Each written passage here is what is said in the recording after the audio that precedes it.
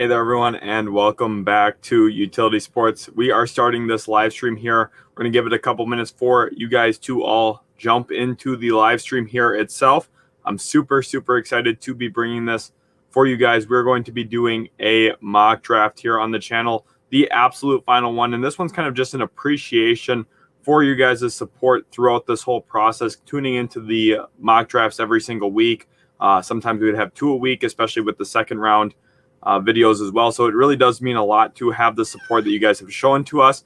So this is a chance for your guys' voice to be heard here back on the channel. Again, I'm going to give you guys some time to all hop in here before we actually jump into it. We will be using Fanspo today, actually, as our method to use the picks. Of course, we're going to be controlling all teams. We're going to do just the first round here, and we will be using Fanspo's consensus big board in order to push the picks across.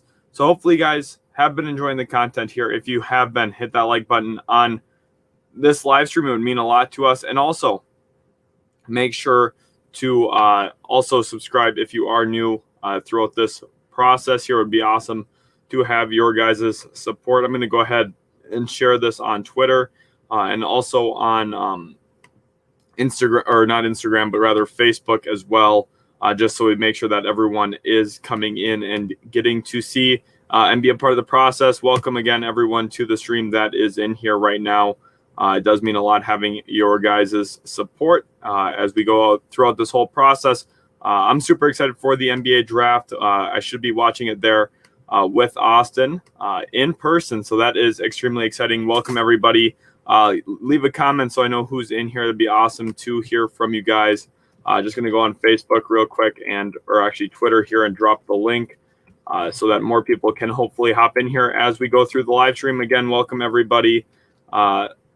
Very exciting times. The draft, of course, is tomorrow.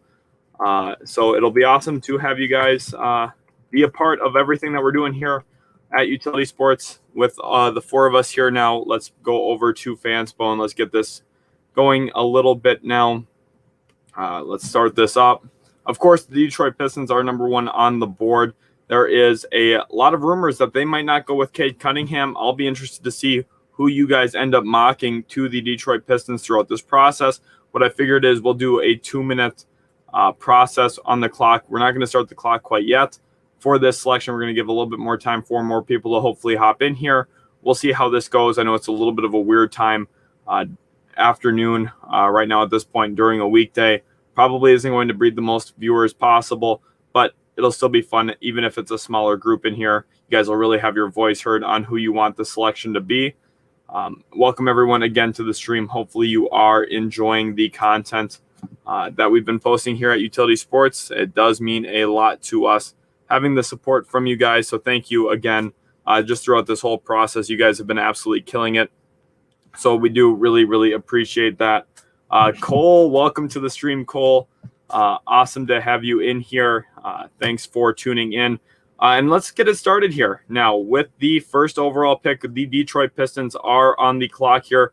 We got 2 minutes in here. Comment the player you want to see get drafted on draft night for this pick. Who do you think the selection will be here at this point, first overall for the Detroit Pistons? I'll give you guys some time to get your answers in there for the first overall pick. What I'll do is I'll just be tallying up the picks as we go, and then we'll go from there. We will see. Again, thank you, everyone, for tuning in. Right here, we have CVS Basket say Cade. Cole says Cade. Test Drive 3 says, I think Cade Cunningham is pick 1. So right now we have 3 votes for Cade Cunningham. We will give it 1 more minute in case anyone else throws anything else in there. Felipe, welcome to the stream. He gives an up arrow as well, agreeing with Cade Cunningham. Looking like Cade Cunningham's going to be the first overall pick. Again, throughout this video here, I'm not going to be influencing you guys. I'm not going to be suggesting players. I'm just going to be the messenger and making the selections, letting your guys' voice be heard throughout this video, and also giving my thoughts on it. Brady, welcome to the stream. What is up? Awesome having you in here. We're going to be doing this NBA mock draft, so it'd be awesome to have you guys Leave some votes on who you think is going to be the pick. Right now, Cade Cunningham is the front runner. We have about 20 seconds left here. If you want Cade Cunningham to be the pick, throw his name into the chat. Otherwise, throw who else you think should be the pick now for the Detroit Pistons first overall. Currently, it does look like the Detroit Pistons are going to be taking Cade Cunningham on draft night. With you guys voting that way, I think it is good enough now to go with Cade Cunningham first overall. Very awesome to see that for the Detroit Pistons. Very, very exciting future for that franchise. Cade Cunningham, such a complete player, able to create his own shot, create for others. Just a very well-rounded player, and I think he's going to be a great addition into that Detroit Pistons organization. And I'm really interested to see, thank you, Nova, for throwing in the Cade vote as well. I'm really interested to see how Killian Hayes fits alongside Cade Cunningham, because I think the two of them kind of step on each other's toes a little bit in terms of the usage that we'll see in Dwayne Casey's offense. I'm very intrigued to see how they go about making those moves for the future. Now, second pick here, we have the Houston Rockets. Start throwing in your selections for the Houston Rockets. Will they go with Jalen Green? Will it be Evan Mobley? Those are two of the front runners. Maybe Jalen Suggs if Rafael Stone feels like mixing it up on us. We'll see. You guys throw in your votes here now at this point for the Houston Rockets second overall.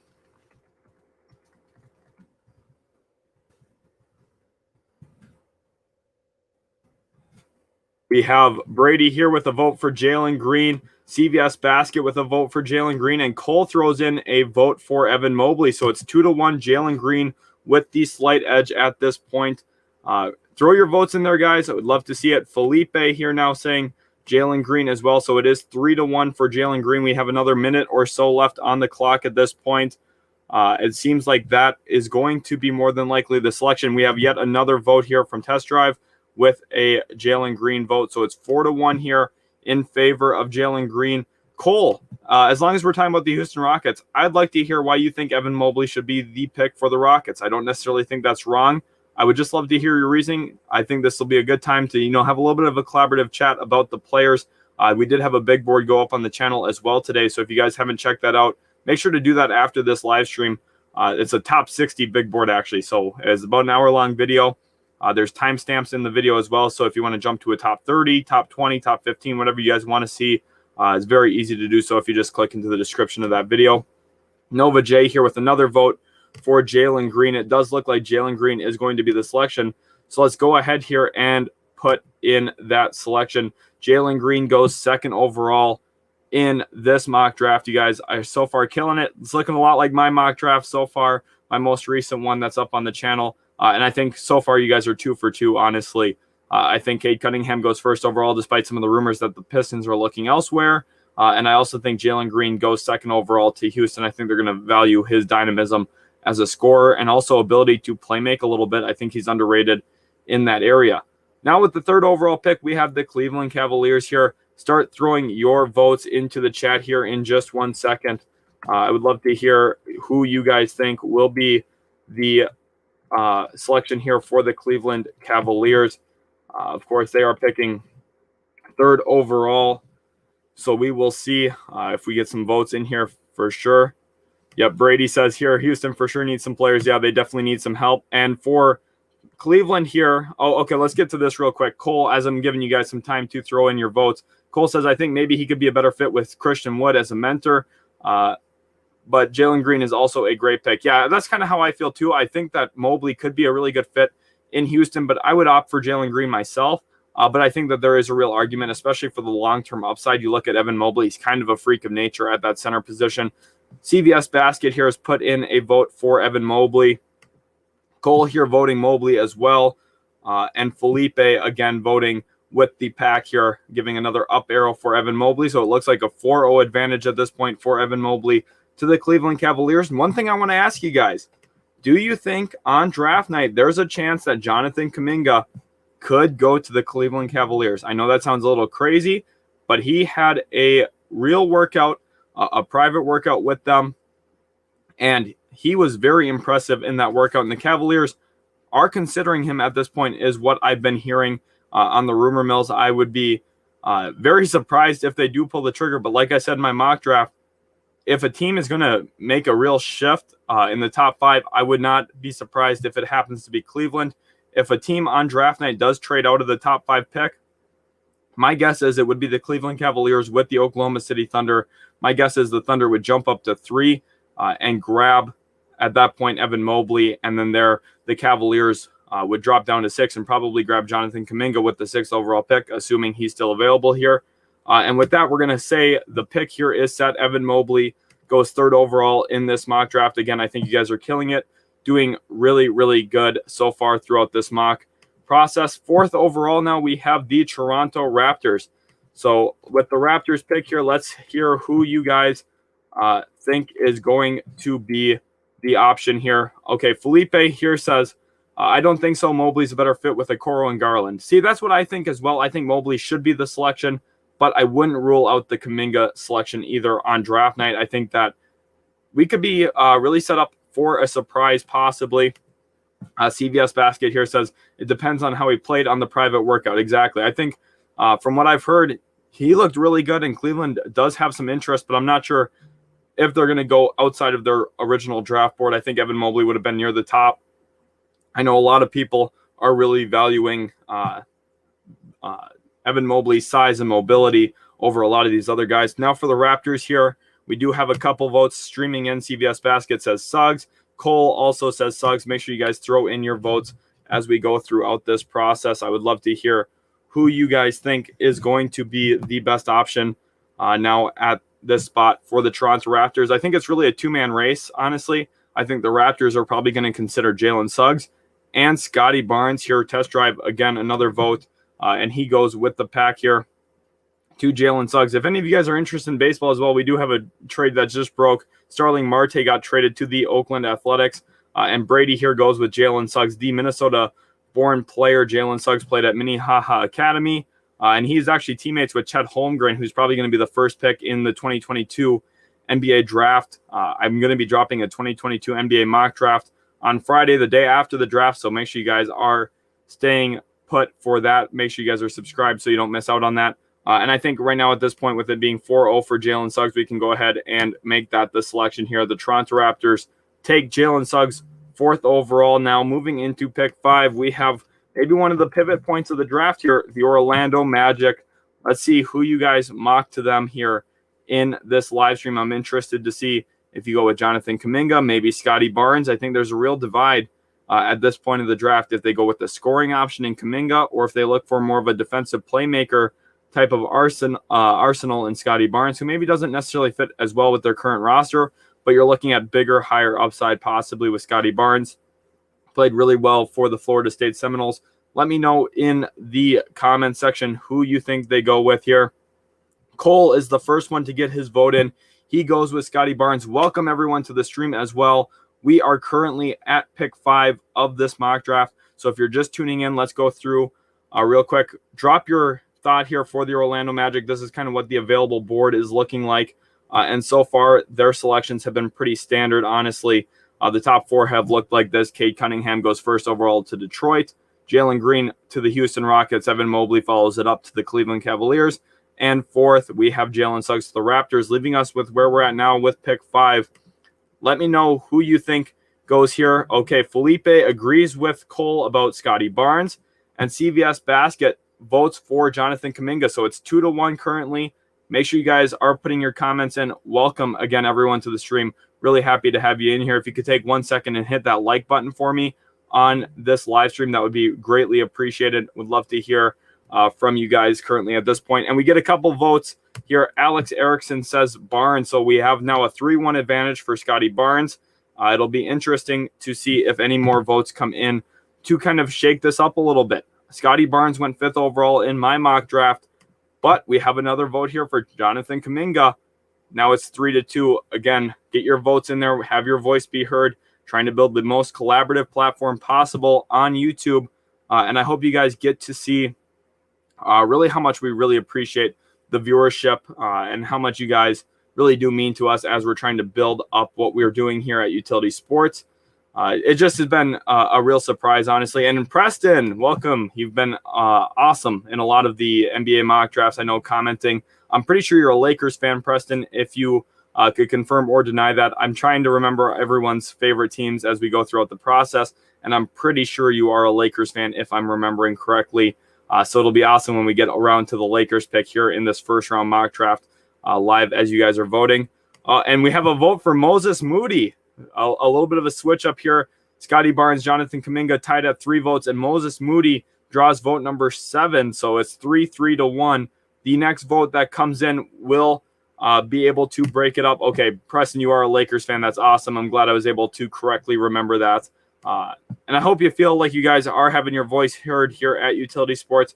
Remember, right now it is 3-3 the votes here now between Kuminga and Scotty Barnes. We have a bunch of viewers in here. Leave that comment if you haven't already on who you think the Orlando Magic should pick 5th overall.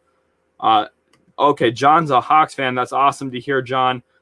Pick 20 is not too far away, so when we get to the Hawks, you'll have your voice heard for who you think the ATL Hawks should take at that point. Brady says, my favorite sports channel. Awesome, Brady. Glad that you are loving the content we're putting out here at Utility Sports. Really glad to hear it. And it's still 3-3 here between Barnes and Kuminga. This is the first close race at this point. Make sure to comment who you think should be the pick if you haven't already. We'd love to hear if you think it should be Kuminga or Scotty Barnes at this point to break up that tie.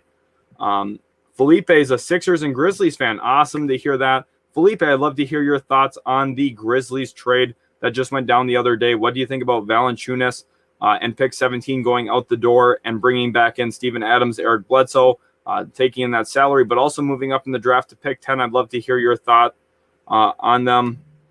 Alex Erickson says, I like the Magic because I root for Markelle Fultz. That's awesome to hear. Very, very good time here then for you with the Magic having 2 top 8 picks. Nate Joe's also a Hawks fan. That's absolutely awesome. And Jacob Schrantz is a Cavs fan. New franchise player loading for us. Yes, you guys have a really good shot at landing a franchise guy picking top 3 in this class. This class is so strong. So many great players. We just need one more vote here for this Orlando Magic pick. Is it going to be Kuminga? Brady votes for Jonathan Kuminga, so he is the one to go off the board here. Out of the Congo. I hadn't seen his family for over 6 years since today. Got to see him for the first time in 6 years. Of course, living in America the last 6 years or so really kind of throws a wrench into things, but he's been nothing short of a great prospect throughout this process at 6'8". We had another vote for Kuminga too, so he takes it 5-3. Awesome to see, and it leaves the Oklahoma City Thunder here at this point, and they have a real option now at this point, trying to put some scoring maybe around Shai Gilgeous-Alexander or maybe some playmaking potential. Scotty Barnes is here, Book Knight, Moses Moody. Those are some of the top talents at this point as well. Maybe a guy like Alperen Şengün, who's a little bit lower here on their big board, quite a bit higher on mine than he is on theirs, but nonetheless very interesting. Okay, so now here at this point, we have a vote for James Bouknight to the Oklahoma City Thunder. That is 1 vote for him. We have now 2 votes for Bouknight and 1 vote for Barnes. It's 2-1 currently. Make sure you get your vote in there. Jacob Schrantz says Alperen Şengün. They need a center desperately. I do agree with you there that they do badly need a center. I agree with you. CVS Basket here votes for Scotty Barnes. So it's 2 votes for Barnes, 2 votes for Bouknight, and a vote for Şengün. Santos comes in with a vote for Bouknight, and Preston comes in with a vote for Barnes. So it looks like we are very split again. 3 votes for Bouknight, 3 votes for Barnes, and a very understandable vote for Şengün as well. I think that they really can't go wrong if they took one of those 3 guys at pick 6 in this draft. It's a really strong draft, like I said earlier. And Felipe here says, I like the move to 10, but I don't know who they should pick. Bledsoe is supposedly not going to play for the Grizzlies more than likely, and Adams is cool, but only has 2 years left on his deal. Yeah, that's kind of how I feel as well. Moving up to 10 is very interesting. And I think an interesting storyline to follow, Felipe, for your Grizzlies. Do not be surprised if they are aggressive trying to move up again in this draft. I think that they're going to be trying to talk with the Golden State Warriors about pick 7. And I think they maybe are also looking to move up to pick 8 from 10 because I think that they have their eyes on Franz Wagner or Josh Giddey. That's my honest assumption here. Urikali says Barnes it is, and we have a vote for Keon Johnson here as well. First time we see Keon Johnson's name voted on. Very interesting fit, him and Shai Gilgeous-Alexander. I kind of like the dynamism he'd bring into that half-court offense as someone who's able to get to the rim in the half-court. But it does look like Scotty Barnes takes the vote here 4-3. He goes off the board, and I love this kid's upside. If Oklahoma City is able to grab him at that point, they would have to be ecstatic with how the board has fallen to them, honestly. Grabbing Scotty Barnes, I see him as a top 4 player in this class. And at the end of the day, I wouldn't be surprised if he ends up being a top 3 player either, because I think that his upside is that high. Now let's transition into the Warriors pick at 7. Who do you think the selection will be for Golden State now at this point? There's a few different options here. You could look at a guy like maybe Moses Moody, the shooter there out of Arkansas, played at Montverde Academy. Actually, with Scotty Barnes, James Bouknight is an elite scoring threat. Could come off the bench early. Keon Johnson, I have some intrigue in. Davion Mitchell, I think, is one that really makes a lot of sense. And also Franz Wagner, who I don't necessarily love as much, but I think he does make some sense. We have a vote here for Moses Moody, a vote here for Şengün, a vote for Bouknight, another vote for Moody, 3 votes for Moody. Caden, thanks for the vote, but Barnes is actually off the board at this point. Again, welcome everyone to the stream. If you guys could take a second and hit that like button, that would be absolutely awesome. I'd really, really greatly appreciate it. Another vote for Moody and a vote for Bouknight here. So it's 4 votes for Moody, 2 votes for Bouknight. We have a vote for Josh Giddey and another vote for Josh Giddey. So he's got 2 votes. He's into the race as well. We have 4 votes for Moses Moody, 2 votes for Bouknight, 2 votes for Josh Giddey. Preston comes in here with another vote for Moses Moody. So it looks like 5 votes already for Moses Moody. They'll be tough to overcome, but if you guys want to see a different player picked here, now is the time to comment and let me know. Thank you guys also. I really appreciate that you're just commenting 1 time per pick. It makes it so much easier on me. I really, really do appreciate it. Urigali says Jalen Johnson pretty much ready to make impact right away. He really is. I think he's an intriguing player here. Could maybe go 9th overall to the Sacramento Kings if he doesn't go to Golden State at 7. Alex Erickson says, Davion Mitchell, love his fit in Golden State for immediate toughness, defense, and shooting. The Warriors also don't have depth at that point guard position. That's exactly right. That's how I feel about Davion Mitchell as well. He could come in and kind of fill in the things that Golden State had back in 2015 when they got their first championship with Steph Curry.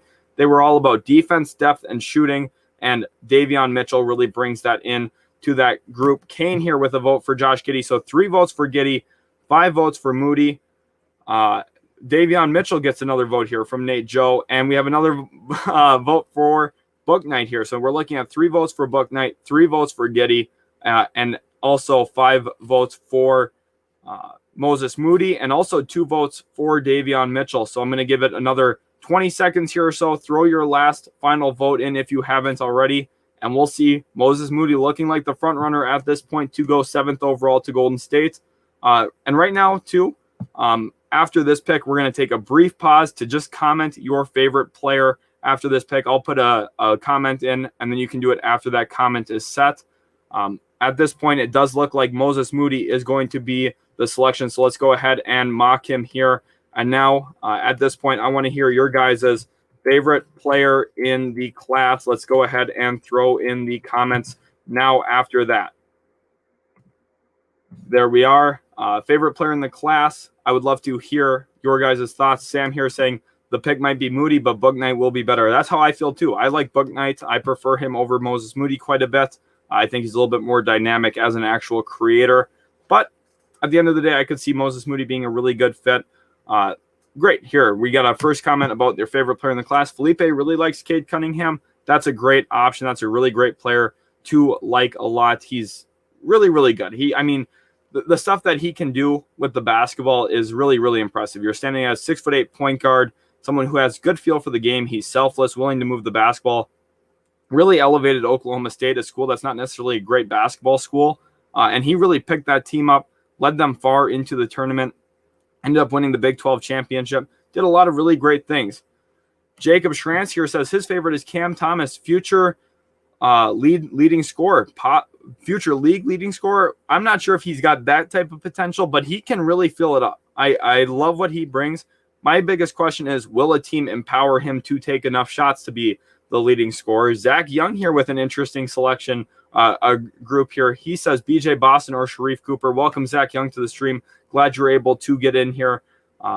Very awesome to have you. BJ Boston, Sharif Cooper, two interesting grabs at this point. I think that they have very high potentials if everything goes right in their development. Cole likes Trey Murphy. That's another great option too. The 3-and-D wing with a little bit of athletic upside as well. He's a little bit more than just a 3-and-D wing. I think he's going to have a great fit around a lot of NBA teams. I'm interested to see where he goes on draft night. Miguel Santos says Şengün and Giddey are the most fun to watch, but Cade is the best player. Yeah, for sure. And it doesn't necessarily have to be that the best player is your favorite player. For me, in this class, I really like Usman Garuba, even though I think offensively he's got real bad limitations. So there's a few different guys that I really like. I like Jalen Crutcher. I'm a Dayton Flyers fan. He's probably not even going to get drafted, and he's one of my favorite players in this class. So it's not necessarily about who the best player is. Şengün and Giddey, two great options, though. Sam here says Book Knight or Jalen Green. Again, two great options. Jalen Green, wow, what a pleasure to watch him play basketball. He jumps out of the gym, able to create going to his right, to his left a little bit. He's shown potential there. Plays off the ball well, and I think defensively he's got some upside too with that athletic frame. Alex Erickson here says Trey Murphy the third as well. Nate Joe likes Cade. I figured Cade was going to be a very popular one. He is one of the most fun players to watch in this class. Enrico Preston here with a great option, says Jaden Springer. You know, I'm very interested to see where he goes on draft night because he's built up a lot of steam lately, honestly, with some of his performances in private workouts. Had an ankle injury throughout his time with the Tennessee Volunteers, and I think that kind of limited his stock a little bit. John Hakiko says Franz Wagner is his favorite player. I think that's going to be a not popular pick. Love to hear that. I think he comes in right away and is a phenomenal role player on day one of his NBA career. DJ the GOAT says he needs the Hawks to draft Trey Murphy. Really like Kai Jones too. Yeah, those two are really good players and would be great fits there in Atlanta, especially Trey Murphy with his ability to stretch the floor. I'm not sure if you heard about the rumors of maybe Cam Reddish getting dealt to pick up another first-round pick, but that could maybe put you into the range of grabbing Trey Murphy. John Hakiko here says he likes Sharif Cooper or Io as well on top of Franz Wagner. Io DeSumo, of course. Here's an unpopular pick too. CVS Basket says Nehemias Queda, the Portuguese player, is his favorite. And I really love Nehemias Queda as well. Falo português pouquinho também. So I don't know if you know Portuguese, but I just said I speak Portuguese a little bit as well. So, and I said it in Portuguese, of course. So that's a little bit of a fun part of the draft here for me is some of these foreign players. I know Spanish, I know Portuguese. So it's kind of fun, you know, hearing some of that stuff. Arigali says, I'd say Garuba and Giddey are very interesting. I agree with you there. DJ the GOAT would have been Max Asmus if he didn't. I know. I love Max Asmus. I wish he was in the draft still. I thought he was a phenomenal young prospect. Kind of reminded me of Monta Ellis with the ability to fill it up. Probably not quite the finisher around the rim as Monta, but just really awesome. David Spadoni's asking, any Bulls fans in here? So if you're a Bulls fan, go ahead and comment back at David Spadoni so he can know that he's not alone as the only Bulls fan. DT says Nishan Highland. I love Nishan Highland. Played in the A10 conference with VCU, lit up my Dayton Flyers both of the past 2 years. He can shoot the skin off the basketball. Love what he is. DJ the GOAT says, no, I love Cam. That's my favorite player in the league. Awesome. Great to hear that. Travis, welcome to the stream. Very good. CVS Basket says very good. Laughing probably at my Portuguese because of my accent. I'm sure it doesn't sound necessarily the best. And Cole says Alex Antetokounmpo is also in the draft. I know. It's kind of surprising because he hasn't had a lot of buzz around his name until the recent workout with the Indiana Pacers. So we'll see. Thank you guys all so much for commenting your favorite player. It's awesome just getting to hear who you guys like too. I really love that. Brady with a donation. Thank you so much, Brady. You didn't have to do that, but I do really appreciate it. Donation train getting started here. Just really awesome, and I appreciate that a lot. John Akiko says, if you were the Hawks, would you trade Solomon Hill and Reddish for the 7th and 14th pick and give up the 20th pick? Yes, I would if I was Atlanta, for sure. But if I was Golden State, I would not accept that, honestly. But that's a great proposal, honestly. I think that's a good starting point in that conversation. They'd probably have to give up a little bit more in that deal as well, just based on how valuable I think 7 is in this draft. You're going to be able to grab someone maybe like James Bouknight, who I think projects to be better than Cam Reddish right away. But I think that is a great option. Brady says he's got to mow the lawn. He'll be back soon. Awesome, Brady. And Comrade L says Thunder up. Awesome, guys. Now here we are again at pick 8. Thank you guys so much for commenting your favorite player. Let's get back to the actual mock draft portion of the video. Orlando Magic, 8 overall. Let's see who we go with here. Remember, 5th overall, we had them mocked Jonathan Kuminga, so that might come into play on who you think should go 8th overall. Now, at this point, there's a few really good options here. Let's go down the board real quick as well. Take a quick look at that. James Bouknight here, Keon Johnson, Jalen Johnson, Davion Mitchell still on the board at this point. Franz Wagner, a nice role player on day one. Corey Kispert can really shoot the lights out of the gym. Josh Giddey, an intriguing playmaking but bigger guard at 6'8". Alperen Şengün, phenomenal footwork. Kai Jones has that defensive upside with some offensive versatility. Zaire Williams can create for himself. Usman Garuba, one of the best defenders in this year's class. That is probably the guys who are most likely to go in this range. So we'll stop right there and go back to see who you guys are mocking. We have 1 vote for Bouknight, 2 votes for Bouknight, 3 votes for Bouknight, and 4 votes for Bouknight. Yes, the Magic do need star upside, and I think they just need a lot of scoring help. Grabbing Kuminga and Bouknight would be absolutely awesome for that franchise and for that roster. You're looking at a team that has one of the best defenders in the NBA in Jonathan Isaac. I think he's severely underrated. Cole here with a great vote for Bouknight as well as DT. So it does look like Bouknight is leading the way here. But John Hakiko brings up a good point with Şengün as well, because there is a lot of upside with Şengün, especially offensively, where he could kind of fill in that scoring hole for Orlando. He's quite a bit different than what they already have there at that center position with Wendell Carter and Mo Bamba. Şengün a lot more offensively potent, but it does look like here are the votes going to be Bouknight, and I really love what Bouknight could bring to the Orlando Magic. He is dynamic. He can create to his right. He's athletic, finishes over the top, can play off the ball. My only question for him is how consistent is that three-point shot going to be? But regardless, at this point, Orlando's got to swing for the upside here, and that is James Bouknight, the 6'5" guard out of the University of Connecticut.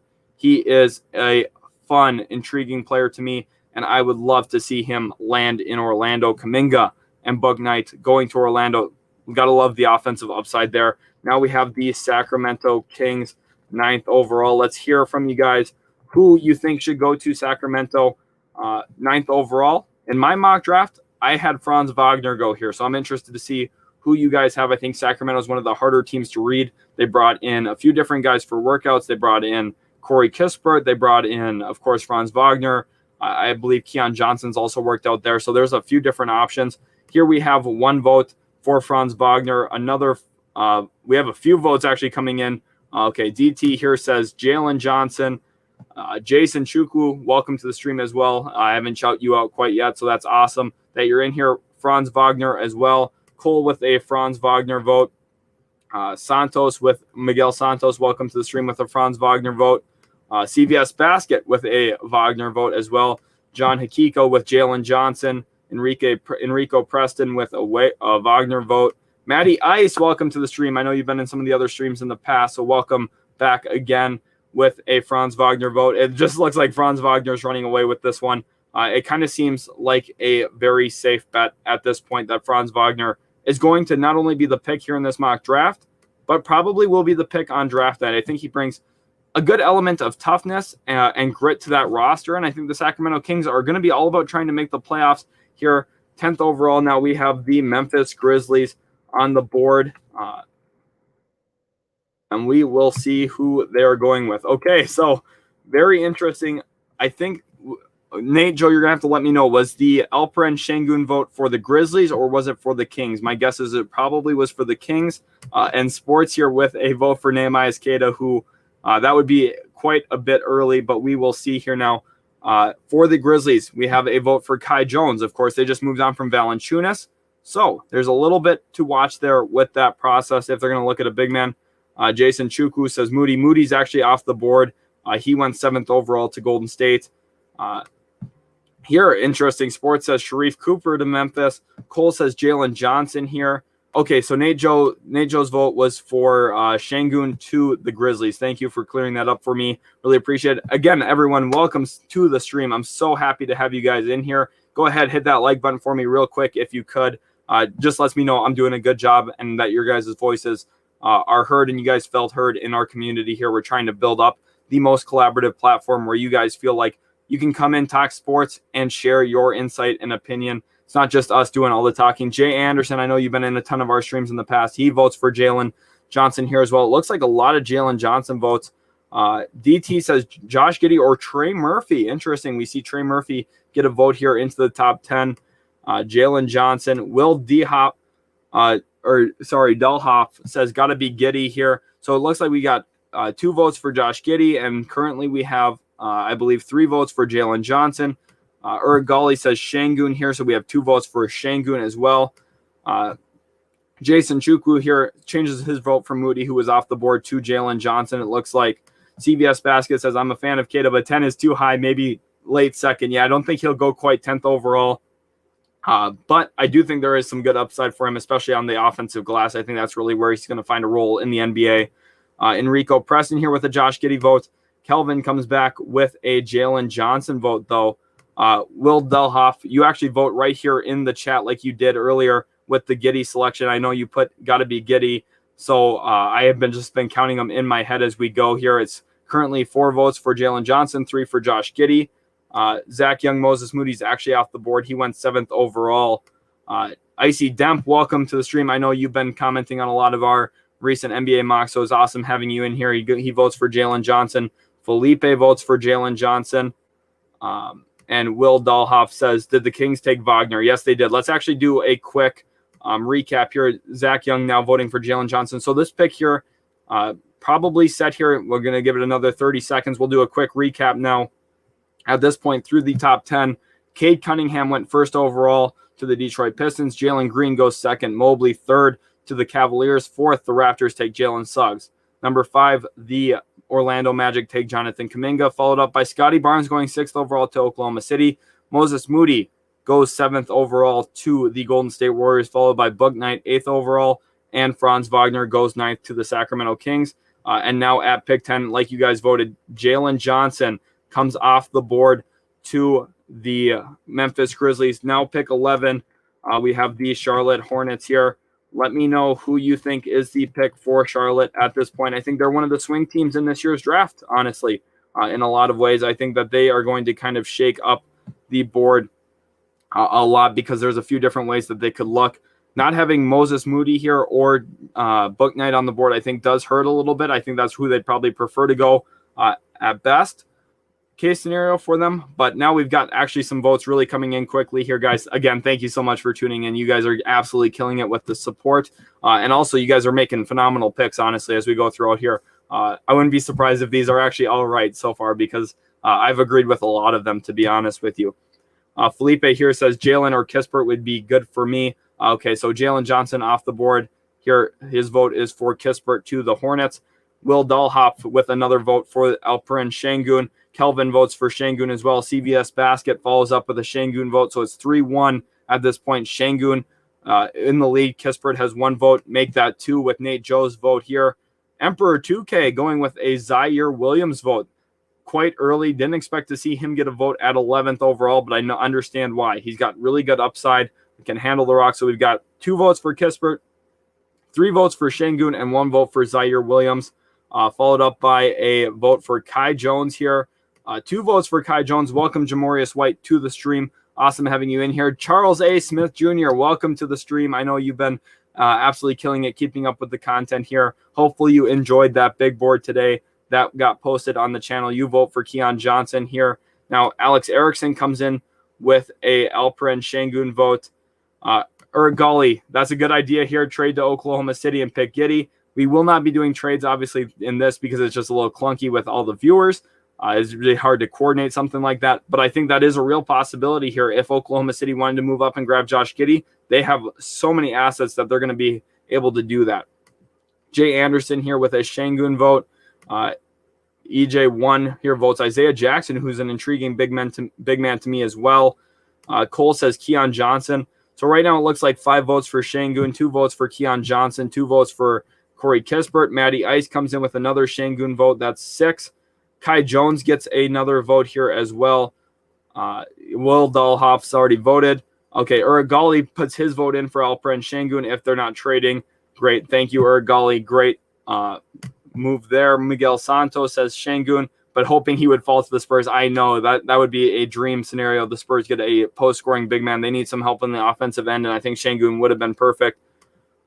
Charles A. Smith, glad you finished it up. Now you're here. Glad to have you in here again. Sports with the vote for Kispert. Yeah, Will, that would kind of be what the trade would probably look like. And in turn, the Spurs, or not the Spurs, rather, the Thunder would probably also get like pick 56, I believe, which is the first of the two Hornets second-round picks that they have. So they get a little bit of a smaller asset back. But at this point, it does look like Şengün's going to be the winner. He has over 7 votes now at this point. He goes off the board to the Charlotte Hornets. Now at pick 12, we have the San Antonio Spurs. Let's get our votes going in there now in the chat here. The first vote to come off the board is Kai Jones for San Antonio. Of course, the Texas kid probably staying in his hometown would make some sense. Emperor 2K says 11 for 16 and 18, then select Springer and Zaire, in my opinion. So you want the Hornets to grab Springer and Zaire Williams. Interesting selections there. I could see the upside there, especially with some half-court scoring added alongside LaMelo Ball. I would not mind that. Will Dahlhop with a vote for Josh Giddey now at this point. And Davion Mitchell's been falling. He gets one of his first votes of the day as well. Excuse me. We're looking at Kai Jones with 1 vote, Josh Giddey with 1, Davion Mitchell with 1, Giddey with another vote, Giddey with another vote. Kai Jones gets his second vote, so 3-2 right now. Josh Giddey up on top. Corey Kispert gets a vote.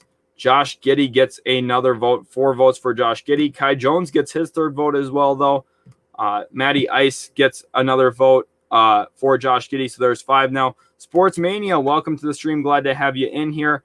Giddey gets a vote from Enrico Preston. DT leaves an awesome vote for Josh Giddey. CVS Basket votes for Josh Giddey. Chris Kizzy says Kai Jones. Welcome to the stream, Chris Kizzy. Let me know what team you're a fan of. I'd love to hear from you, Chris, what team you like. I don't recognize your name, so it'd be awesome to get to know who you are a fan of. Nate Joe with a vote for Josh Giddey. Miguel Santos says Giddey, but was hoping he'd fall to the Warriors. Yeah, it's a little tough here, kind of being a little fair, too, throughout this process. The nice thing is I'm a Dallas Mavericks fan, and we have 0 picks in this year's draft. So my mock drafts have not been impacted by bias at all. I can guarantee you guys that. Jason Chukwu votes for Giddey as well. Gali says Giddey would work great with Spurs system, even though I have a feeling they need big man more. I think that they do need a big man more. Breezy, welcome to the stream. You've been absolutely awesome, killing it with the support as well on a lot of our videos. You're just always in there commenting, leaving great thoughts and everything. Really, really awesome. Jay Anderson, Pistons fan. That's awesome to hear. And Chris Kizzy, you are a Cavs fan, so that's really awesome. You guys have a nice young future ahead of you. I'm interested to see what you think about Colin Sexton, where he should go. Here, Sports says Mavs will trade for a pick, probably late first round. Yeah, I think that they'll probably at least move up into the second round, but it's kind of hard to project who they'll move up with. It's kind of dependent on teams' boards, and it's a little hard to project at that point where they're going to move up into. So for my mock drafts, I haven't actually mocked them moving up into one quite yet at this point, but I think we can all agree that Josh Giddey did win the fan vote here at this point. So pick 13, we have the Indiana Pacers now on the clock. Breezy here says he thinks that Josh Giddey will go to the Grizzlies at 10. Honestly, my guess is the Grizzlies want to either move up to 7 to get Franz Wagner, or they want to stay at 10 and get Josh Giddey. I think that's how I'm reading the board, and I think you are right there with that, Breezy. I think that's really good thought. Will Dahlhoff says maybe Mavs could target 30 from the Jazz. Heard they're looking to trade it. That would make some sense too, probably trying to save some money. Let's go ahead and put this Josh Giddey pick in for the San Antonio Spurs real quick. You guys have been doing really, really great through this process so far. Jason Chukwu is a Rockets fan. That's great to hear. Will Dahlhoff here agrees with Breezy about the Giddey pick. At 10, I think that as well, to be honest with you. Okay, so EJ1 here says Davion Mitchell for the Indiana Pacers. Welcome, Justin Archer, to the stream. Josh Giddey actually just went off the board, 12th overall to the San Antonio Spurs. So this is kind of what the board looks like here. Keon Johnson, Davion Mitchell, Corey Kispert, Kai Jones, Zaire Williams, Usman Garuba, Sharif Cooper, Jaden Springer, Isaiah Jackson, Jared Butler, Trey Mann, some of the top names to watch now at this point for Indiana at 13. We have a few votes coming in. So we have one for Davion Mitchell, one for Kispert, another for Davion, another for Davion. a vote for Kispert. That is 2 votes for now for Kispert, and this is vote number 4 for Davion Mitchell. Kispert with his 3rd vote as well here now. So 4-3 in favor of Davion Mitchell so far. Bulldogs asking who the Raptors got. They got Jalen Suggs 4th overall. That is what I was also projecting in my mock drafts. Chris Kizzy says, personally, I like Sexton, but if we're choosing who to keep between Sexton and Garland, I would rather keep Garland. I think that's a pretty typical thought throughout the league. I would feel the same way as well. I think Garland's a little bit more of this modern NBA type of guard who kind of fits what you're looking for when you're building a team. DJ the GOAT votes for Davion Mitchell, but we have another vote for Kispert right after by Dustin Reynolds. Welcome, Dustin, to the stream. Glad to have you in here. CVS Basket votes Davion Mitchell. Justin Archer votes Davion Mitchell as well now. Jay Anderson votes Davion. Emperor 2K, another Davion Mitchell at 13. It looks like it. Seems like Davion Mitchell is getting a ton of votes here. Miguel Santos goes with Jared Butler. Chris Kizzy votes for Davion. Will Dahlhoff's a Raptors fan. That's awesome to hear. I'm sure you are ecstatic about having the 4th pick moving up in the lottery the way you guys did. That is just really awesome to hear. Breezy says, as a Bulls fan, it sucks that we only have 1 pick, but I think we take Jason Preston at 38. That's actually really funny. I don't know if you saw my last mock draft or not, Breezy. I can't remember if you saw it, but that's actually who I mocked out of Ohio to you guys, 38th overall. Bulldog said, someone tell me who the Raptors getting. I missed it. Bulldog, you guys got Jalen Suggs out of the University of Gonzaga. Jason Chukwu saying Davion. Zach Young saying Davion. A lot of Davion Mitchells is what I'm seeing here, guys. Charles A. Smith, Franz Wagner went 9th overall to the Sacramento Kings. Really great question here. Cole says Trey Murphy, interesting. That is the lone vote for Trey Murphy so far, but I think that is a very sensible pick as well that would fit into what the Pacers are trying to build there. Leo Johnson says Davion. Sports says he's a Celtics fan. Awesome. Great to hear. Donovan Mitchell. Davion Mitchell for sure. Will Dahlhoff, we're actually just going to do the first round because that's what my time constraint worked to. And actually for sports here, Celtics fan, I'm actually going to be recording just in about an hour and a half here, a Celtics offseason preview with a diehard Celtics fan. So that's why we're only doing the first round today, just because of my time limitations here that we have, just because I have other things scheduled for the channel as well. So hopefully you are enjoying it so far. SMD wants to know who did Charlotte get for Charlotte here. Let's take a look at it quick. Charlotte landed Alperen Şengün, 11th overall. So really, really good grab here.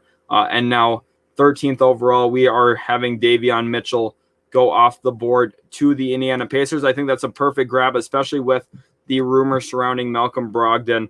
At this point, we have now the Golden State Warriors coming up onto the board. Who do you guys think the Golden State Warriors are going to go with? Remember, 7th overall, they took Moses Moody in this mock draft. So that might come into effect who they take here now at this point. Start throwing your votes in for the Golden State Warriors. I will get to those in just 1 second.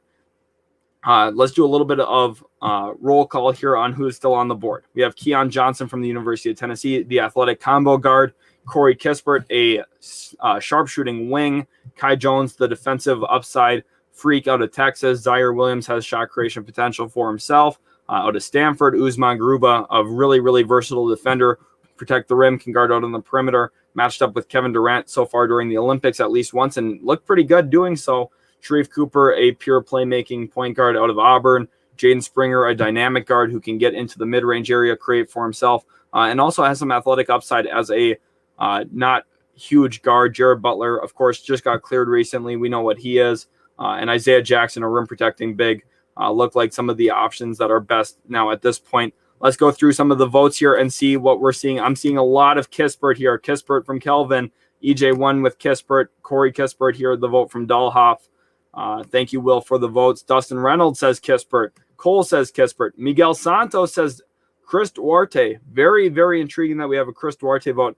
A little bit of trivia for you guys that I want you guys to be aware of on Chris Duarte. He is actually older than Lonzo Ball coming into the draft. So that's a little crazy. Lonzo Ball is finishing his rookie contract and is younger than Chris Duarte, who's about to get drafted. That is absolutely mind-boggling. DT says Corey Kispert. Matty Ice says Corey Kispert.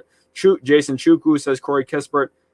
Sports here says Zaire Williams with the idea that, hey, maybe they take a development player that will fit long-term with James Wiseman. Interesting there. But I think a lot of people are looking at this the same way here, saying Corey Kispert as the pick. Mac D here says Chris Duarte as well. I mean, I think he's a great fit onto that roster. Don't get me wrong. Chris Kizzy says Kispert. Zach Young says Keon Johnson. Jay Anderson says Kispert. Urigali says Kai Jones. I was surprised we didn't get a few more Kai Jones votes here, honestly. Cole said Kispert and put Moses at the 4 when they were both in. So you kind of see Moses Moody playing a little bit more of that 3 position, I'm guessing then. I kind of see Moses Moody as kind of a hybrid 2-guard and small forward. Kind of reminds me of Chris Middleton, honestly, when I put on the tape. Charles A. Smith says, I love Mitchell to Indiana. Great ceiling, activating franchise historically. I think he's a phenomenal fit, too, into what Rick Carlisle is going to want him to do. He's going to ask him to be a physical defender, pick up 94 feet, and probably also put him in the pick and roll offensively quite a bit. That's where he showed a lot of his strength at Baylor. Charles A. Smith says Kai Jones here. Justin Archer votes for Kispert. Will Dahlhoff says, I think Isaiah Jackson is better than Kai Jones. That is not too hot of a take to me, honestly, on my big board. If you guys go check that out after the live stream, you'll see where I have some of these centers ranked and where they get broken up throughout the process. Miguel Santos says Kispert at the 4, Moody at the 3. I could see that. And Nate Joe says Corey Kispert. So it was about 20 votes for Corey Kispert and at most about 3 votes for anyone else. So I think Corey Kispert is the obvious pick here. Now we have the Wizards at 15. So let's go ahead and start voting for the Wizards here. Let's do a little bit of a lottery recap as well. See who's gone off the board now at this point. Cade Cunningham, of course, the headliner in this year's draft, first overall to Detroit.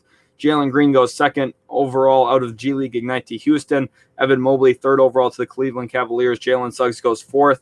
Jonathan Kuminga goes fifth to the Orlando Magic. Scotty Barnes falls to sixth, and the Oklahoma City Thunder jump all over that. Moses Moody goes seventh overall to the Golden State Warriors. Eighth overall here we have James Bouknight for the Orlando Magic. Franz Wagner goes ninth for the Sacramento Kings. 10th, we have the Memphis Grizzlies take Jalen Johnson after their surprise trade-up with the New Orleans Pelicans. Alperen Şengün goes 11th to the Charlotte Hornets, the only center besides Evan Mobley off the board at this point. Josh Giddey goes 12th to the San Antonio Spurs. I think that fit makes a lot of sense if he doesn't go to Memphis at 10. Davion Mitchell goes 13th to the Indiana Pacers, and 14th, Corey Kispert, the elite sharpshooter, goes to Golden State. They get even more shooting here.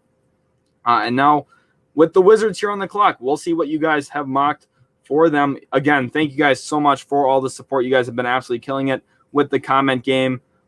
Just really, really happy to have you guys in the community. And I hope you guys really feel like your voice is heard. If you could take 1 second and hit that like button for me if you haven't already, that would be absolutely awesome. Now let's go here to see what we have. Will Dahlhoff says Keon Johnson, and it's a steal. I absolutely agree. I think he is a steal at this point. Jason Chukwu says Isaiah Jackson. Cole says Kai Jones. EJ1 says Chris Duarte. So far we have a 4-way tie with 1 vote.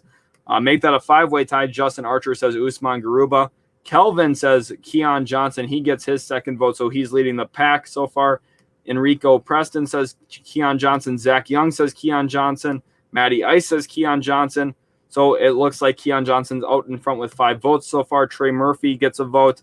Keon Johnson gets another vote. Great job, DT and CBS Basket. You guys have been in here the whole time, too. Really appreciate that. With more votes for Keon Johnson. Miguel Santos says got to be Keon Johnson at 15. To be honest, I kind of agree with that. If he falls out of the lottery, I think he's got to be the immediate pick there. EJ1 says if the Wizards pick Keon, then it's like asking Beal to leave. They should get a player to help him on the wing. That's why I chose Duarte. Interesting there. I think that the Wizards should still be picking up for upside because they don't necessarily have the ability to make sure that Bradley Beal stays, even if they take a wing there. And Keon Johnson, I think, is dynamic enough where he could be a nice young player for them. And I think he still complements Beal. Beal more of a shot creator, able to get his shot off on the perimeter. Keon Johnson brings that athletic upside to him. I don't know if Russell Westbrook's going to be there next season. So I think Keon Johnson could have a real role even alongside Bradley Beal. Justin Archer here votes for Garuba. Kai Jones would be the fit for Urigali. Interesting there. Aiden Greenspan, welcome to the stream. Glad to have you in here. You say Keon Johnson. Alex Erickson says, with Thomas Bryant tearing his ACL, I don't see Gafford being the center next year, so a center/forward, Kai Jones is a steal at 15. Interesting. Jay Anderson says Kai. Miguel Santos says Beal leaving anyway. That's kind of how I feel about it long term. Keon Johnson to the Wizards. Garuba here. We have another vote for Keon. Another vote for Keon here. Aiden, make sure to not vote more than once if you can. It just makes it a lot easier on me as we're going through this. Interesting thoughts there. But from Cole, Will Dahlhoff says, got to draft best player available here, even if it isn't best fit. Keon far and away best out there right now. That's how I feel about it as well. Oh, Hamidou Diallo. I see what you're saying. Okay. That was because I was going to say, I don't know a Jameson dialogue, but that makes a lot more sense, to be honest. Keon Johnson here, another vote. And Trey Murphy gets a vote. I think at this point, we can probably be pretty comfortable moving on to the Oklahoma City Thunder pick here. Just give me 1 second. 16th overall pick. It is Keon Johnson here who goes 15th overall to the Washington Wizards. I just think you got to go with the upside there, and he has the clear and obvious upside. Shattered the vertical record, jumped 48 inches on his max vertical. That's insane. All right, now we got some votes coming in for the Oklahoma City Thunder here. Again, welcome everybody to the stream too. For those of you that have been in here the whole time, thank you so much. And also really glad to have the newcomers as the stream continues to progress. Mac D here says Kai Jones for Oklahoma City. Kelvin with a vote for Kai Jones. Isaiah Jackson here gets a vote. Kai Jones gets his third vote. Zaire Williams gets a vote. Luka Garza gets a vote. Probably will not go in the top 20 picks is my guess in the draft. Probably won't go in the top 40 picks, honestly. Jason Chukwu says Jackson here, talking about Isaiah Jackson. Then we also have a vote for Zaire Williams. Let me grab a drink real quick. Not sponsored by Starbucks, by the way. Usman Garuba grabs a vote here. Kai Jones. Sharif Cooper gets a vote. Kai Jones, another vote. Zaire Williams, it looks like a lot of people are prioritizing upside with this pick for Oklahoma City, which I think makes the most sense. They are going to be looking for upside for sure. Cole here says Kai Jones. Usman Garuba, really underrated. Defensively, phenomenal pick. Defensively, offensively, I've got real questions. And I think it's interesting because we had them go with Scotty Barnes, who's already a defensive pick. I don't know if that plays into them maybe not taking Usman Garuba here at that point. Zaire Williams here says Jay Anderson. Garuba, Kai Jones. Boss here asking about Kispert under 14th pick. Yeah, he went 14th overall in this mock here, Boss, if that's what you're asking. And Mary Ortiz says Kai Jones. Very interesting so far. Pick 17 is, of course, going to be the New Orleans Pelicans. And that's who we're going to move on to. I think it was pretty clear and obvious that Kai Jones ended up winning there in the fan vote. Kai Jones goes 16th overall to the Oklahoma City Thunder. Like that fit for him. He's got upside on both ends of the floor. He's athletic, and they have a really, really severe need in the front court, no question. Pick 17 now, the Pelicans on the clock. Of course, did trade away Steven Adams and Eric Bledsoe, brought in Valanciunas. And Lonzo Ball's a free agent. There's rumors they're looking at Kyle Lowry. And here is some of the top prospects still available at this point. Make sure you guys are giving it a look. As we scroll through here, some really, really good names still on the board here. I think Deshaun Highland's really ranked low on this list. Honestly, I think there's a lot of really, really talented players still out there that are available. So let's see who you guys go with for 17th overall to the New Orleans Pelicans. EJ1 says Chris Duarte has to be the pick for the Pelicans. Sports says Usman Garuba. That would be interesting to add someone who has that offensive limitation onto that team. DJ the GOAT says Trey Mann. Miguel Santos says, imagine trying to score on Barnes and Garuba, though. Just develop their corner threes and develop guard scores. You know, Miguel, that is a great point. If you do have Scotty Barnes and Usman Garuba as your two top perimeter defenders, that is quite terrifying. And I guess Oklahoma City, with all the picks that they have, could probably afford to take guys who aren't necessarily ready yet offensively and really just try and develop them long-term and add some more scores down the road.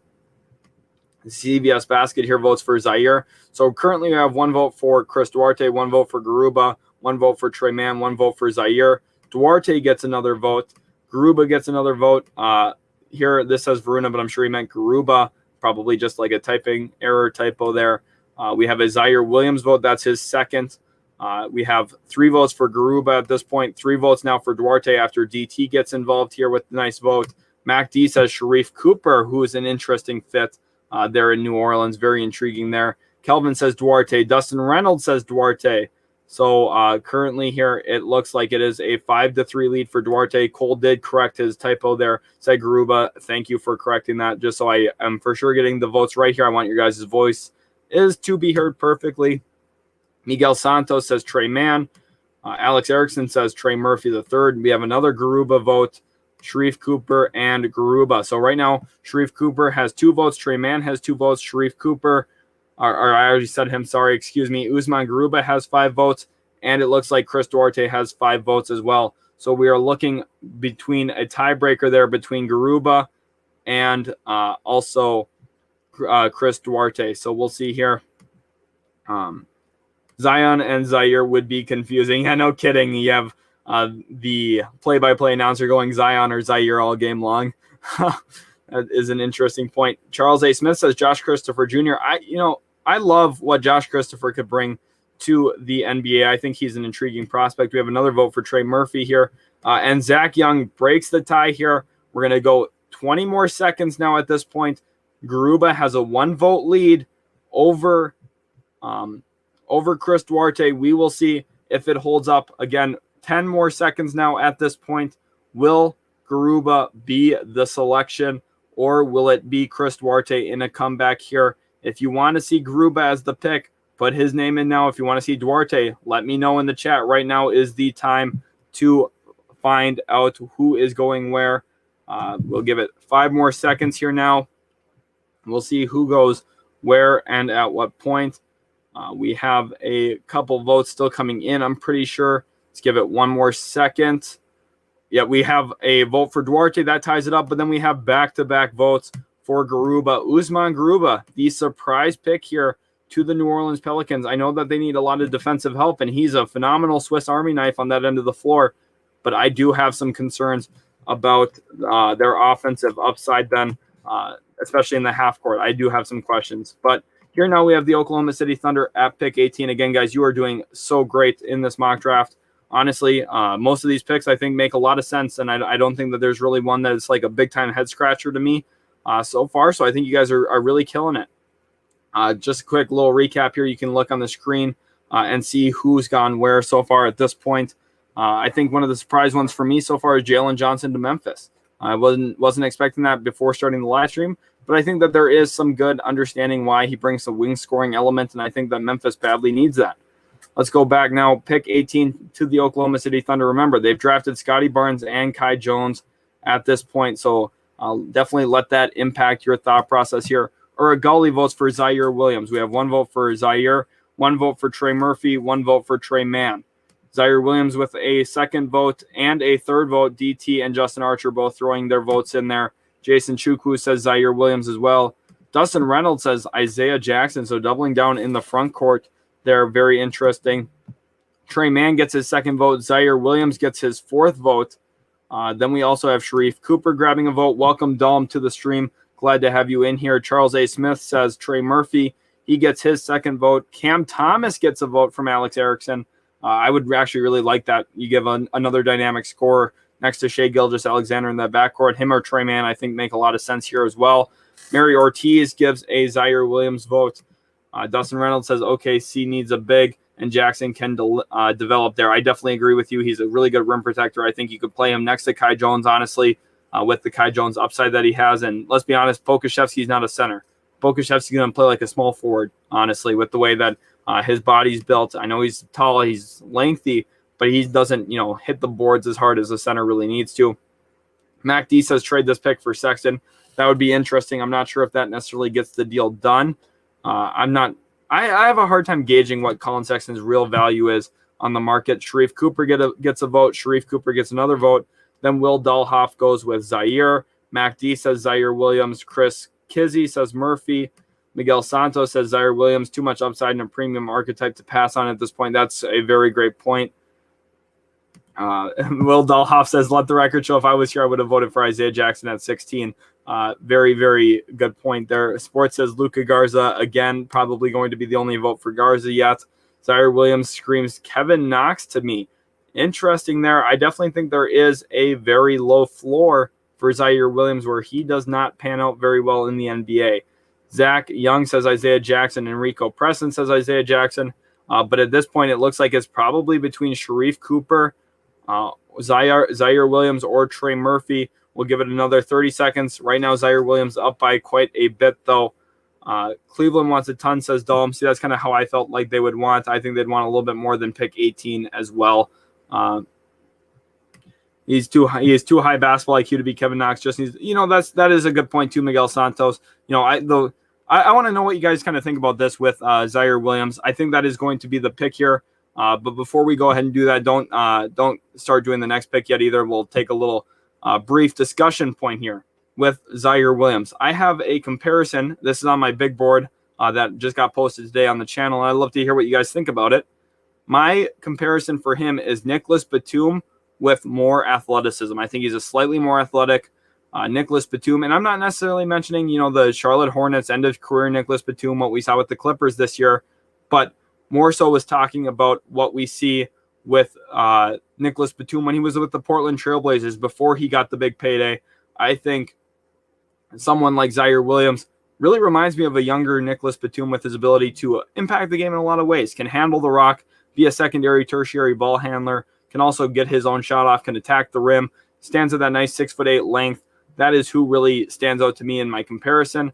Now, I don't know if that shot's going to be quite as consistent as what Nicholas Batum's has developed in. And like Will Delhoff says here, Batum was solid this year for the Clips. He definitely was.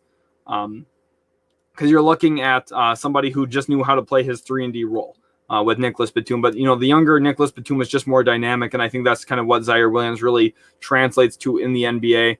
DJ the GOAT says he think he looks like Cam Reddish. Interesting. Charles A. Smith here says only 15 likes. Let's interact with that like button. Thanks, Charles Smith, for giving us that shout out. Let the guys know in the comments, hey, hit that like button real quick for us. That lets me know you guys have enjoyed the content so far. Brady, welcome back to the stream. It's been absolutely awesome. Zaire Williams is now the pick here, 18th overall. I think the upside is there for Oklahoma City. I see that as a real Sam Presti style pick. And now at this point, we have the Knicks at 19. Let's go ahead and get the voting started for the New York Knicks. All right. Nate Joe here says, my whole draft is Cade, Green, Mobley, Suggs, Kuminga, Barnes, Moody, James B., Wagner, Jalen Johnson, Trey Mann. Okay. Interesting. Okay. I see you there. Miguel Santos says, my main concern with Zaire is his work ethic. He has been kind of inconsistent according to scouts, but supposedly looked good in workouts. That's the one issue too, though, is how many of these guys have looked bad in workouts so far too? You're going into a lot of these workouts 1-0. You're taking a lot of open jump shots. I think a lot of executives try and sell themselves on players and kind of tend to leave the film behind. I think something like, a guy like Killian Hayes, for example, last year with the Detroit Pistons, probably an example of this. I'm sure he shot the ball a lot better in a 1-on-0 workout in an empty gym than he did throughout the season when he was playing overseas. I think that just tends to happen with a lot of these guys. And executives are trying, they end up finding a guy they like, and they're like, oh, I really want to add this guy into my roster. And they kind of sell themselves on it, and they bring him in for a private workout. And he shoots, a little bit better when he's wide open, of course. So then they kind of sell themselves, oh, maybe he can develop as that being his swing skill. And sometimes that's just not realistic. Like, look at a guy like Nasir Little, who the Blazers took a few years ago. Some people were hopeful he could develop a three-point shot, and just so far he really hasn't. He's kind of, really stunted in his development in a lot of ways. But here now at 19, thanks, guys, for putting your votes in. We have a Sharif Cooper vote from Dustin Reynolds. Jason Chukwu says Sharif Cooper. EJ1 says Jared Butler, Knicks fan, by the way. Shout out to EJ1. Knicks had a phenomenal season this year, and they're going to look to repeat next year with another nice season. Hopefully, for you guys' sake, Julius Randle can keep up that level of play and that level of shooting. CVS Basket here says Sharif Cooper. DJ the GOAT says Trey Mann. Charles A. Smith says Trey Mann. Justin Archer says Sharif Cooper. That's 4 votes for Sharif, 2 votes for Trey Mann, 1 vote for Jared Butler. Zach Young with a BJ Boston vote here. Trey Murphy, the vote from Dalm. Trey Mann, the vote from DT. Sharif Cooper gets another vote and one more along the way. He's got 6 votes already. Jaden Springer gets a vote here. Jared Butler from Will Dahlhoff or Sharif Cooper. I could go either way. I'll vote Butler. Awesome. So Butler gets his second vote. Cole brings Butler to a third vote. Ayo Dosunmu here actually gets a vote as well. Very interesting. Sharif Cooper gets vote number 7. And Uragulli leaves Sharif Cooper with vote number 8. EJ1 says the Knicks are not going to draft a point guard that can't shoot. Get those Jared Butler votes up. He's trying to sway the voting here. I love that little pitch master here from EJ1. That's awesome to see. Will Dahlhoff says I don't put a lot of stock into pre-draft workouts. See, that's how I feel about it too. Like, I think it does matter, especially when you're going through the mock process of trying to project who goes where. So I think executives put some stock into it. But at the end of the day, I don't necessarily think it changes my evaluation too much of players because they're playing 1-0 a lot of the time. Sports here says Springer, Knicks select Luka Garza and trade Noel. Probably not going to happen there with Luka. Maybe in the second round, I could see Luka Garza going to the Knicks with some of their second round picks that they have, but not here yet at this point. Miguel Santos says, but then again, Donovan Mitchell had absolutely killer workouts and people, that's true too. The one thing about Donovan Mitchell is I think people slept on his actual film as well, though, because of his size. And to be honest with you guys, I was one of those guys who wasn't as high on him as I should have been in that class. I think it's when you're going through the evaluation process, and if you get something wrong, there's nothing wrong with that, especially when you're willing to live up to it and learn from it. For example, I was wrong about Trae Young when he came out of his draft class. I thought, he's too small. I think he's going to be a turnover machine, and I think he's going to struggle at the NBA level against certain things. But his range and his ability to go north-south a little bit more efficiently than I thought he was going to has proved me wrong, and I have no problem admitting I was wrong on a guy like Trae Young, and I'm really happy I was because he's been phenomenal to watch in the NBA. Mary Ortiz here says Butler. Dylan Rademacher says Luka Garza can't guard a parked car. He did trim down quite a bit, lost about 30 pounds, but I still don't necessarily think he's going to be a plus defender. Trey Mann's a big-time sleeper here. I agree with you there, Miguel Santos. 1 second, guys. All right.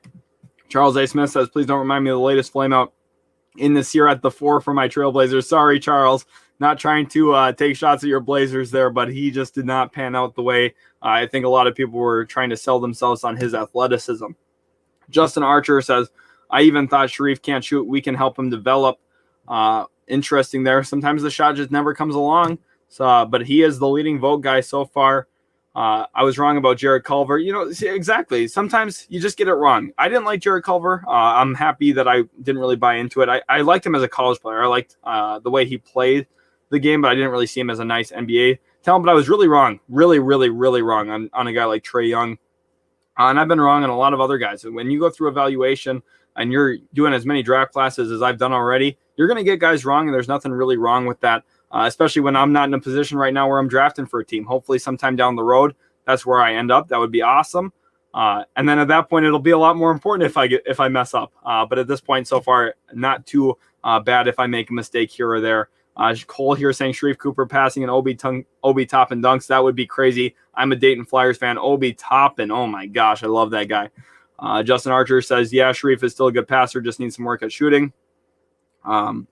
Chris Kizzy says, who do you think will be better between Mobley or Green? Personally, I think Mobley. Interesting. I think Mobley's upside is higher, but I think Green's going to be better on day one. And I ultimately think he's just going to have the better career because he scores the basketball more efficiently, and I can really trust on him offensively, where Mobley is more of a skill set based pick where you have to have him grow into some areas, where he's not going to come in day one. And he's not going to be a top 5 center day one. Now, Jalen Green's not going to be a top 5 shooting guard, but I think year 2 or 3, Jalen Green could already be one of the top scorers in the NBA, honestly. Charles A. Smith here says Rico Hines assisted Trae Young in his development and protecting his dribble as he attacks. See, that's really where I ended up being wrong, is I just thought with how much he turned the ball over at Oklahoma and the usage rate and the shot selection, I thought, he's not going to be efficient enough at what they're going to ask him to do, and I thought the size was going to hurt him, and then I'm being wrong. Green going to win Rookie of the Year. Will Dahlhoff says, I could really see that as a real possibility, especially there in Houston playing alongside Kevin Porter Jr. I think we can all acknowledge here that Sharif Cooper did end up being the pick for the New York Knicks through the fan vote. Not necessarily the pick I would have made, but that was what you guys opted for, and I don't necessarily think that's a terrible pick. I've mocked that in some of the other mocks throughout the series so far. So now we have the Atlanta Hawks at 20. Here, make sure you guys are getting your votes in. Atlanta Hawks. Remember, we had a few Atlanta Hawks fans in here early. That'd be awesome to hear what you guys think. Interesting. DJ the Goat says, Trey, my dog, I got him over Tatum. Interesting. That's a nice little discussion. We can maybe talk about that here in between picks. Charles A. Smith says, I will be an NBA GM, and you should be as well. It will make trades easier. You know what you're doing. Kudos. Well, that'd be awesome, Charles. If we're both NBA GMs down the road, I'd definitely give you a call and try and fleece you in a trade or two, maybe. Aiden Greenspan says, hardest position to develop. That is a really, really good question. Honestly, for me, I think from a development standpoint, it's got to be center because you're looking at, guys who are just tend to be a little bit less mobile, tend to have a little bit less coordination just because their bodies are so big. And really, there's not a lot of development pathways for them because you're looking at a position that, hey, they don't really put the ball on the deck a lot usually. They usually spent most of their time growing up around the rim, playing back to the basket or, running in transition, just dunking on guys because they're bigger, faster, stronger than everybody. So I think it's really hard to develop that actual position in the NBA. Just center, you're looking at guys who need to come in, know how to play off the ball. And I also think that's one of the hardest positions to really evaluate because you're looking at a guy like EJ Onu right now this past season. For Shawnee State, he averaged over 3 blocks a game, and for his career, averages over 4 blocks a game. And I don't have him getting drafted, despite being an elite rim protector at a smaller school, someone who shows a lot of flashes of athleticism. I just don't necessarily know how his skill set's going to translate to the NBA and how consistent he will be against higher level competition. And that's why it's one of the harder positions to develop and also to evaluate. That's why guys like Marvin Bagley end up flaming out. And that's why when a guy like DeAndre Ayton comes in, that's why they go first overall, because there's a lot of value in finding a center that you can trust and know will be really, really good. All right, now back to the Atlanta Hawks pick here. Will Dahlhoff for 19, I probably would have went with Trey Mann, to be honest with you guys. That's probably who I would have opted for, or maybe Isaiah Jackson. It depends on how they feel about Nerlens Noel. We have one vote here for Nishan Highland.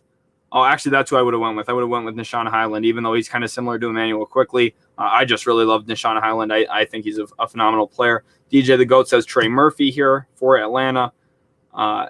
EJ1 says, I'm mad that I have to vote for Butler to the Hawks now. That's funny. Will Dahlhoff says Jared Butler, best guy out there now.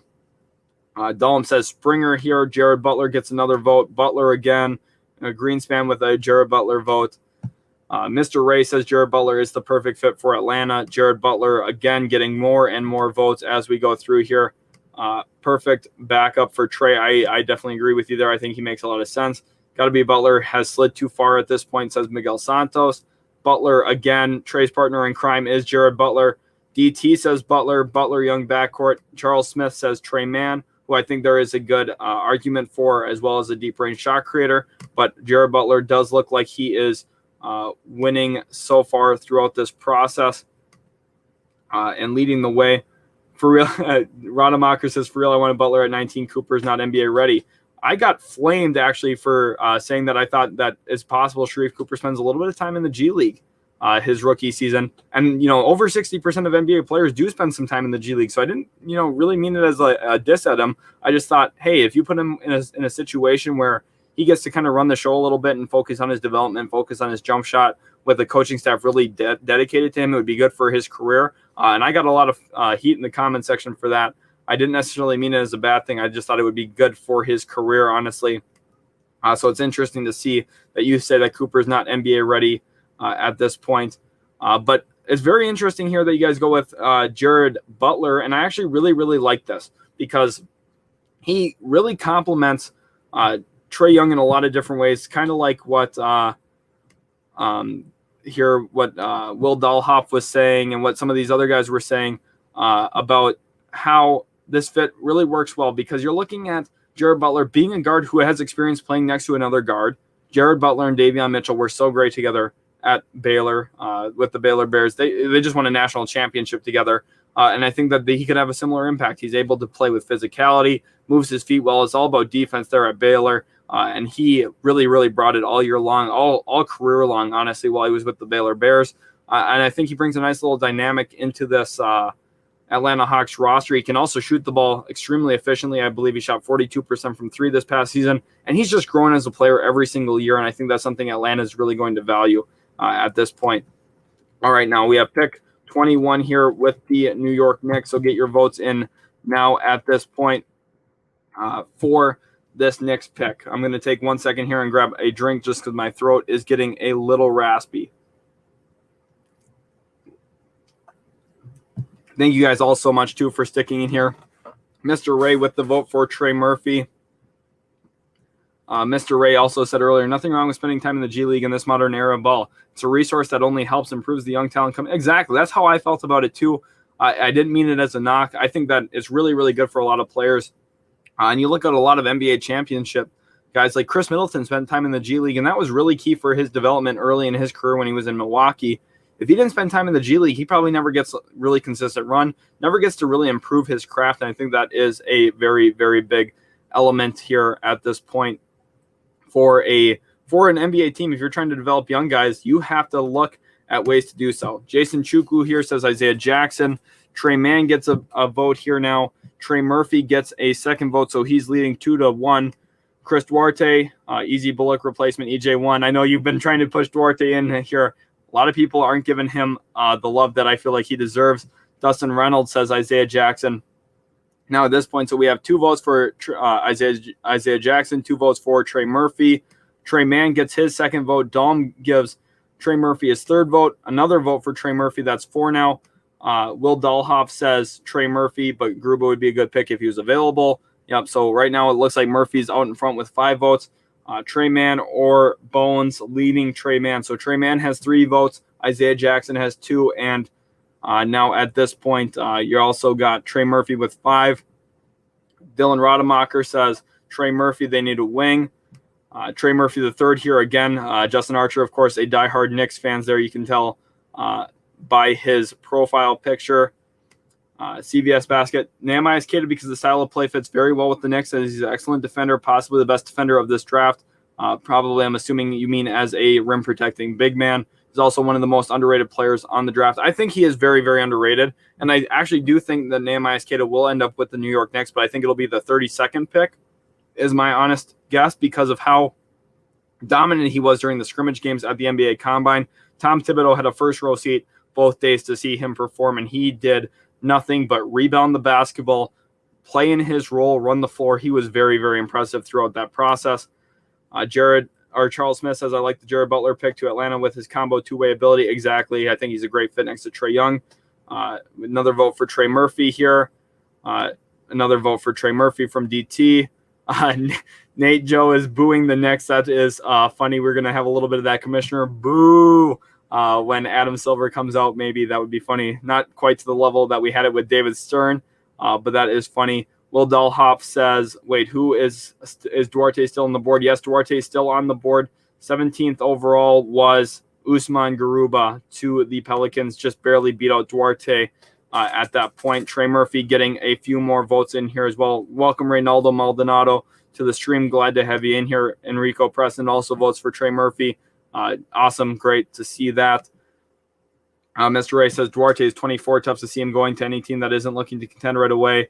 See, that's kind of how I feel about it as well at this point. So it does look Keon Johnson's actually off the board too here, Nate. So just so you are aware of that. Yeah, so Duarte is available.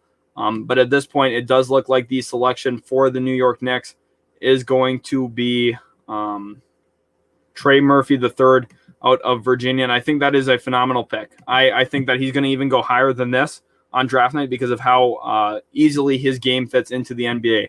I think he's going to be really, really, really productive right away for an NBA team. And I think he's going to really help a contributor. Spent 2 years at Rice University and now 1 year at Virginia. Helped his draft stock immensely playing in a bigger market. And it's just going to be awesome for him. Coming into the NBA, he's going to translate like Jay Crowder, except he's a better shooter than Jay Crowder even. Will Dahlhoff says, can we all just agree that the Lakers are taking Duarte with their next pick, which is where we are now. 22, we have the Los Angeles Lakers. We're seeing quite a bit of Duarte here. 1, 2, 3, 4, 5, 6 votes for Duarte already. Jason Chukwu says Duarte. A lot of Duarte coming in. We have a Cam Thomas from Basketball Evaluation at 22. Interesting there. He opts for a shot creator instead of that typical 3-and-D wing. Enrico Preston says, Springer or man, give me Springer. Okay, so Preston, the Lakers fan here, wants Jaden Springer, but everyone seems to be going all in on Chris Duarte here now at this point. Preston, I'm sorry that you're getting outvoted here, but there is a lot of Duarte.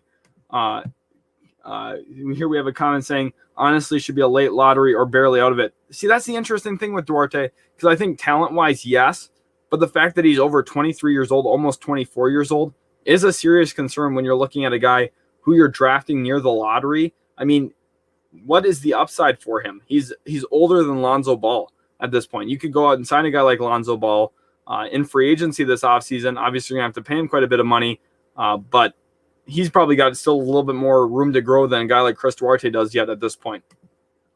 Dalm says they'll probably trade the pick. Will Dahlhoff says too old for the lottery. Nate Joe here with a vote for Springer. Charles A. Smith says there is a rumor Duarte has a guarantee like Wagner at 9. See, sometimes there are these guarantees, but it also doesn't necessarily mean that it actually pans out, because if a guy falls, maybe kind of shakes up the board, because a team at 17 might say, oh, well, I'm going to guarantee that we'll take you there just to keep him in the draft. You don't want a guy withdrawing his name if you have plans on taking him, but if something changes, maybe you bring in a guy for a private workout, he impresses you after, and then he's there on the board, you weren't expecting him to be there, you go ahead and pull the trigger on him. Like Mr. Ray here saying Duarte is older than Fultz and Lonzo, who are on their second contracts already. I know, isn't that crazy? 3-and-D wing who has elite scoring. Not elite scoring in the NBA. That will be not his forte. He's going to average about 11 points a game. Honestly, he's not going to be an elite scorer in the NBA. He was an elite scorer at college when given the keys to the offense. I think Duarte probably does have a guarantee, Charles, like you were saying. But I don't necessarily know if it necessarily binds him to a certain spot. I think he has a first-round guarantee for sure. I don't think there's any way he falls into the second round, but I don't necessarily know if he has a lottery type of guarantee there. Interesting. Nate Joe thinks the Lakers might trade to that pick. All right. So anyway, at this point, it's obvious Chris Duarte was the selection. Now 22nd overall for the Los Angeles Lakers. And here we have back-to-back Houston Rockets picks. So 23, we have the Rockets. Let's go ahead here and see who they might take. I thought they were a team to watch, maybe trading up in the draft, trying to get a guy like Kai Jones if he was sliding a little bit. But it happens that Isaiah Jackson has fallen here, so I don't know if that's the way you guys are going to go. I mean, they badly need center. They went Jalen Green second overall, so we'll see which way you have them go. Mr. Ray says Trey Mann. We have Will Dahlhoff saying Isaiah Jackson. Cam Thomas because he'll replace Eric Gordon, says Jason Chukwu. Interesting here. We're getting a stream of Isaiah Jackson votes. Honestly, to me, I'm going to give it a little bit more time before I say anything. Zaire Williams is actually off the board here. Remember, we had him go, where was it? Right here, 18th overall to the Oklahoma City Thunder. So Zaire Williams is not available at this point. Isaiah Jackson getting a few more votes. I think Kai Jones will fall here in the actual draft. Interesting. I don't think he falls this far to 23. I would be really surprised. I think a team is going to be aggressive trying to move up for him. If he gets to 20, I think a team's going to jump up for sure and try and grab him in front of Houston and in front of some of these other teams, honestly. But I do see your reasoning, because I think that some teams might be scared because you don't really have that production element from him. He only started about 14 games for the University of Texas in his 2 years there.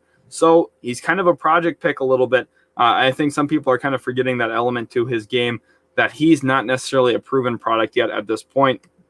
Isaiah Jackson, another vote. Trey Mann getting a couple. Cam Thomas getting a few. Here, this is the lowest that Kai drops. See, I think this is for sure his floor as well. I would agree with that, but I would be surprised, honestly, if he's past pick 20, to be completely real with you guys.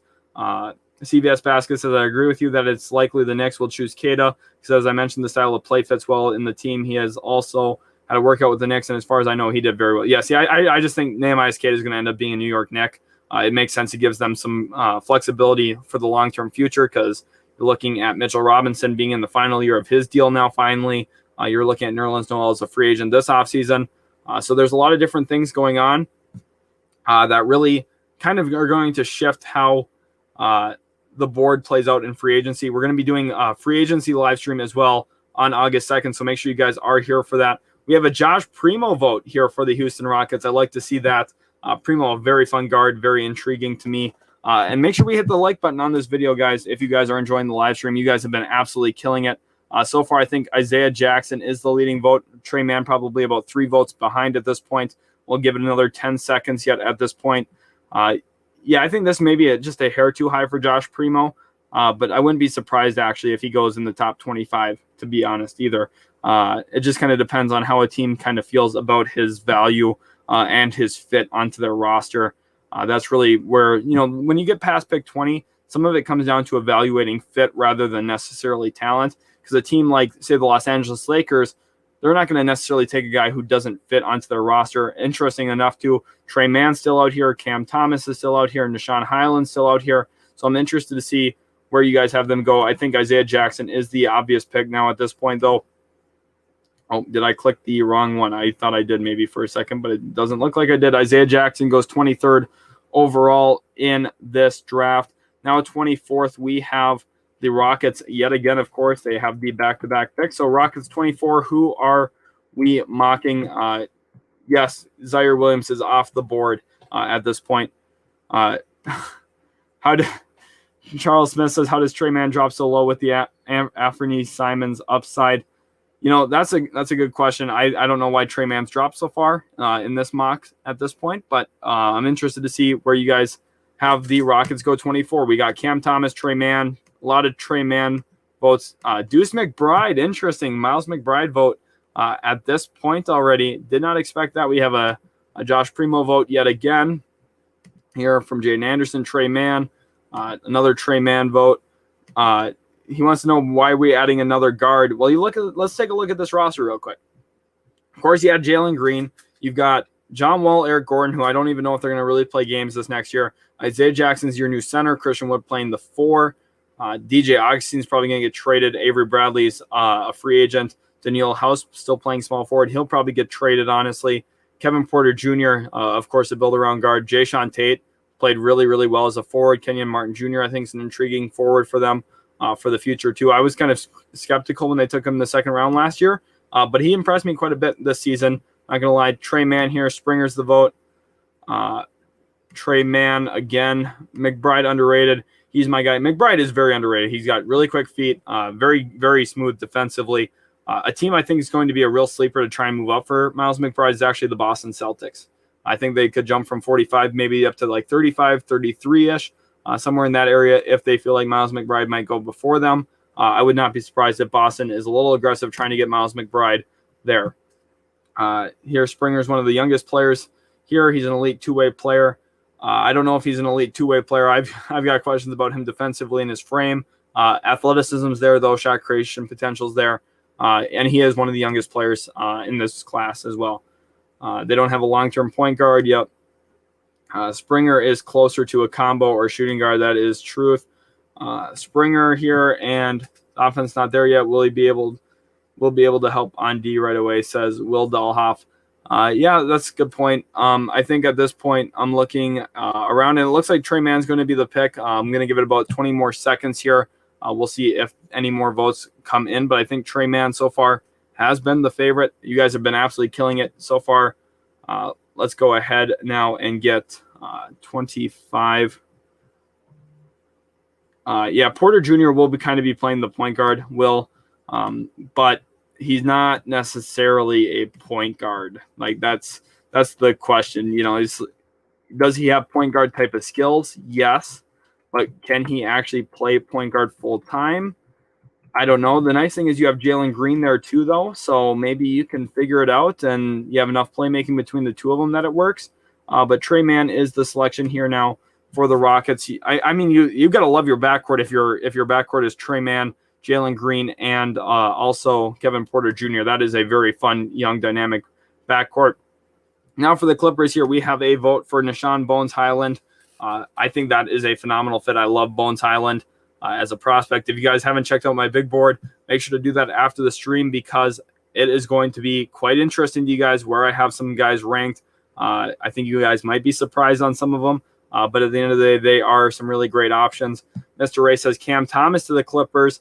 I know my co-creator Austin would love that. Not only is he a Clippers fan, but he's an LSU Tigers fan, so he would be really happy to see Cam Thomas come to the Clippers.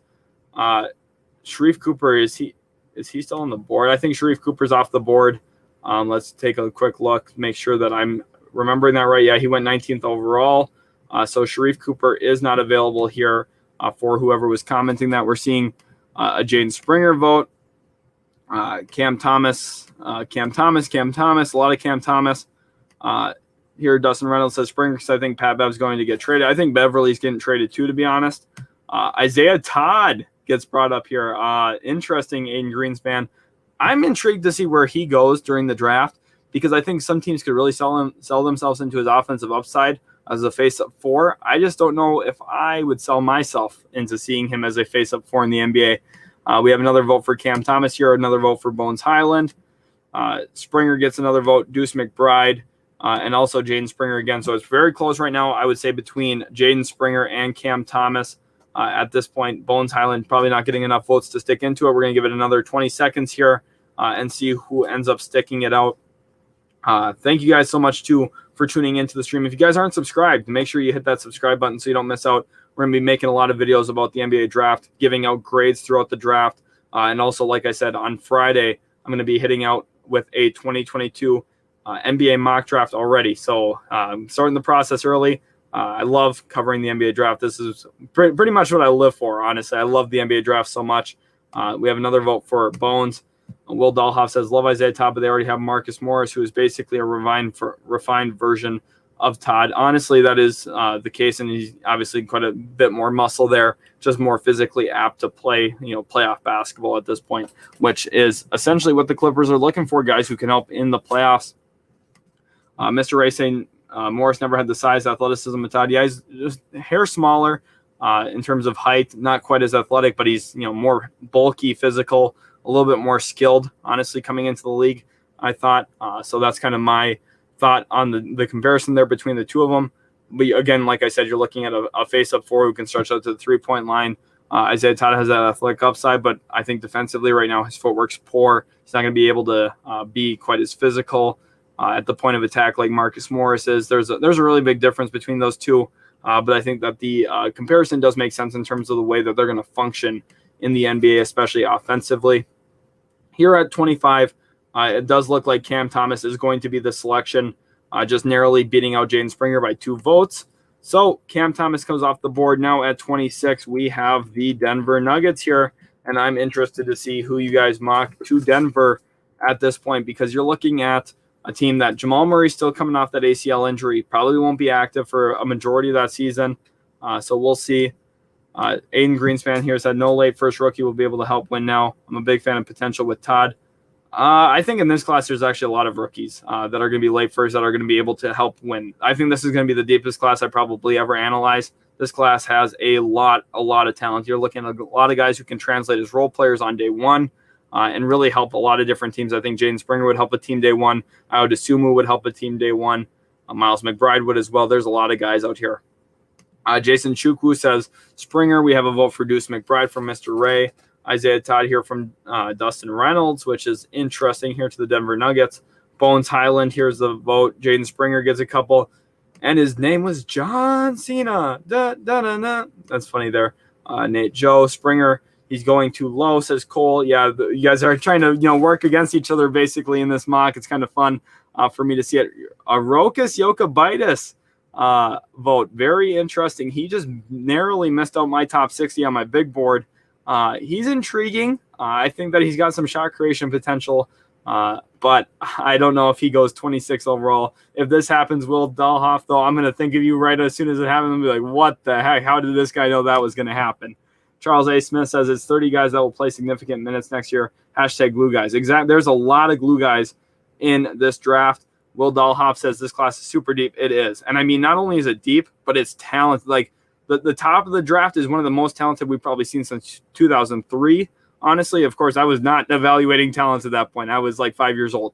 But also, you're looking at a team or a class here, rather, that has the top end talent, but also not really a big drop off as you go through the top 30. And then even when you get into that second round, there's like a lot of guys you could sell yourself on based off athleticism, fit.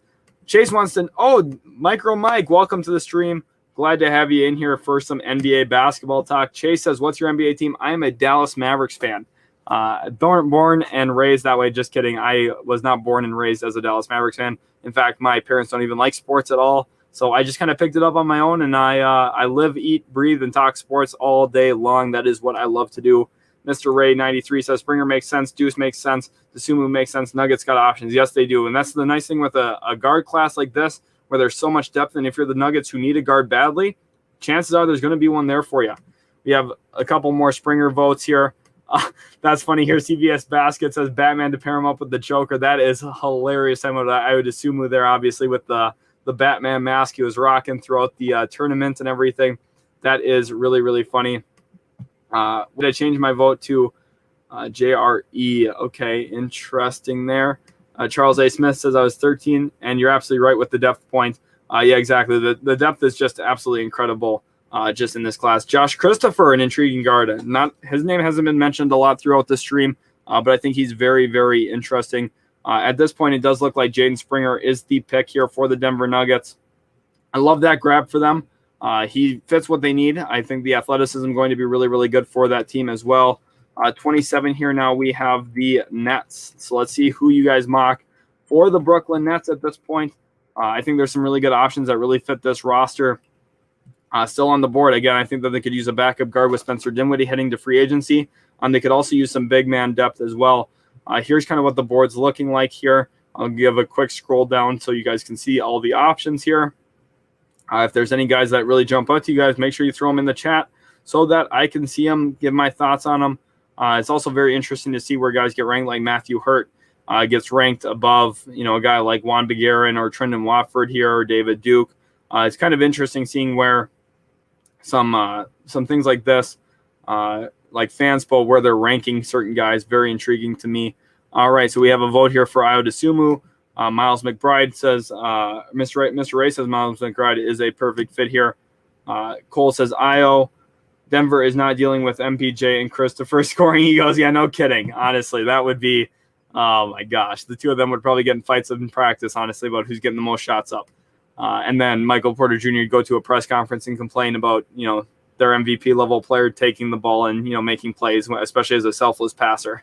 That was kind of ridiculous when he was on that. But Ayo Dosunmu gets another vote. Bones Highland. I know Mary Ortiz has been throwing Bones Highland in here for quite some time, and unfortunately we haven't seen Bones Highland go off the board yet. Really, really good player. I love what Bones Highland brings to an NBA roster. We're seeing more votes for Ayo Dosunmu here as we go throughout. Charles Smith here votes for Day'Ron Sharpe. Interesting. Isaiah Todd gets a vote. Ayo, even though I wanted Knicks to take him. Interesting there with the Ayo Dosunmu. Again, a lot of support here. Will Dahlhoff says McBride. Mr. Ray says so many good prospects are still left. Goodness gracious. I know that's the crazy thing. And I feel like there's been a lot of good picks so far. It's not even like we're taking guys really too far out of their range.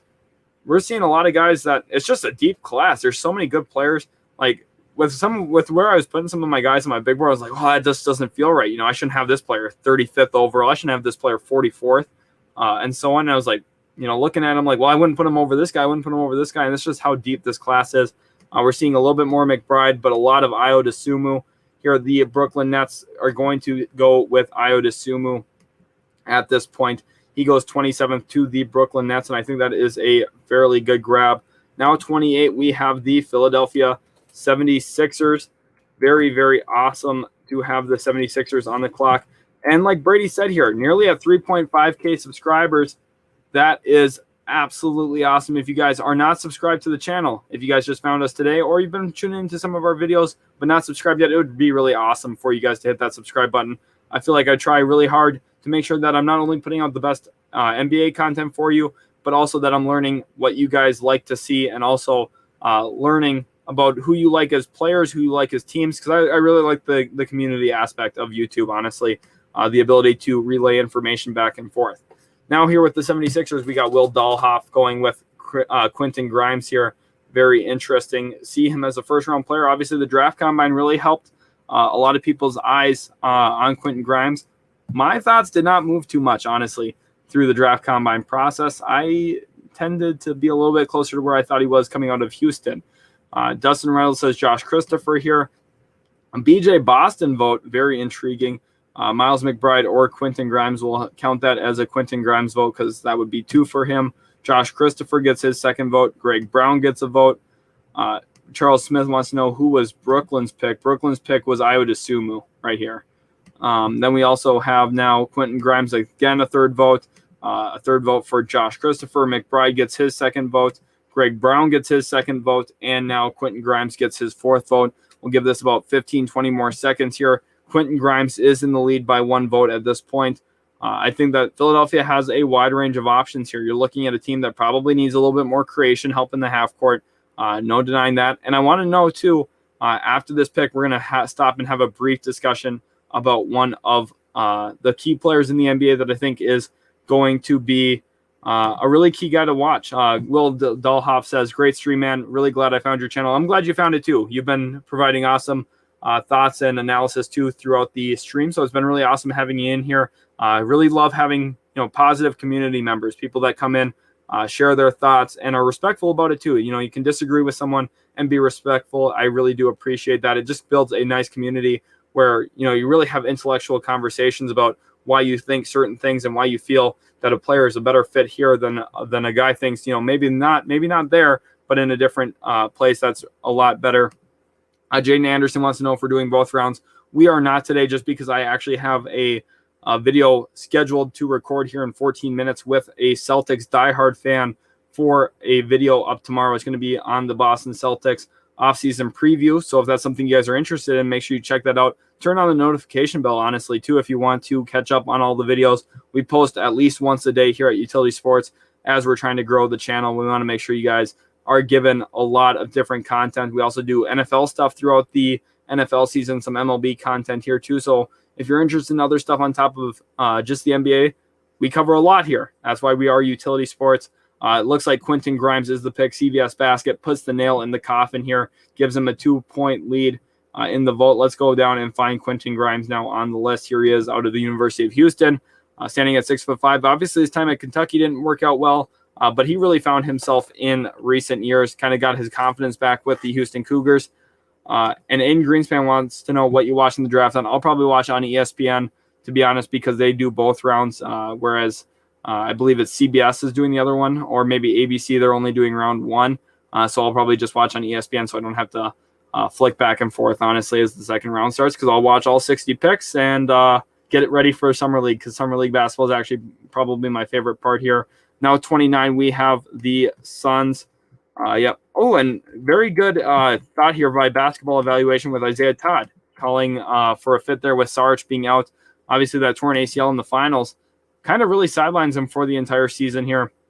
And one thing I wanted to talk about quick, too, after that Philadelphia 76ers pick, is Ben Simmons going to get traded? I would love to know what you guys think on that. We have a Ben Simmons trade video up on the channel a few weeks ago. So if you want to check that out, you definitely could, too, after the stream. But don't feel pressured to do that either. Whatever you guys want to watch, if you guys want to go check out any of the other videos, that'd be great. Otherwise, don't worry about it too much either. You guys have been so awesome here in the live stream this whole time. We get another Isaiah Todd vote. That's 2 there. Josh Christopher gets a vote.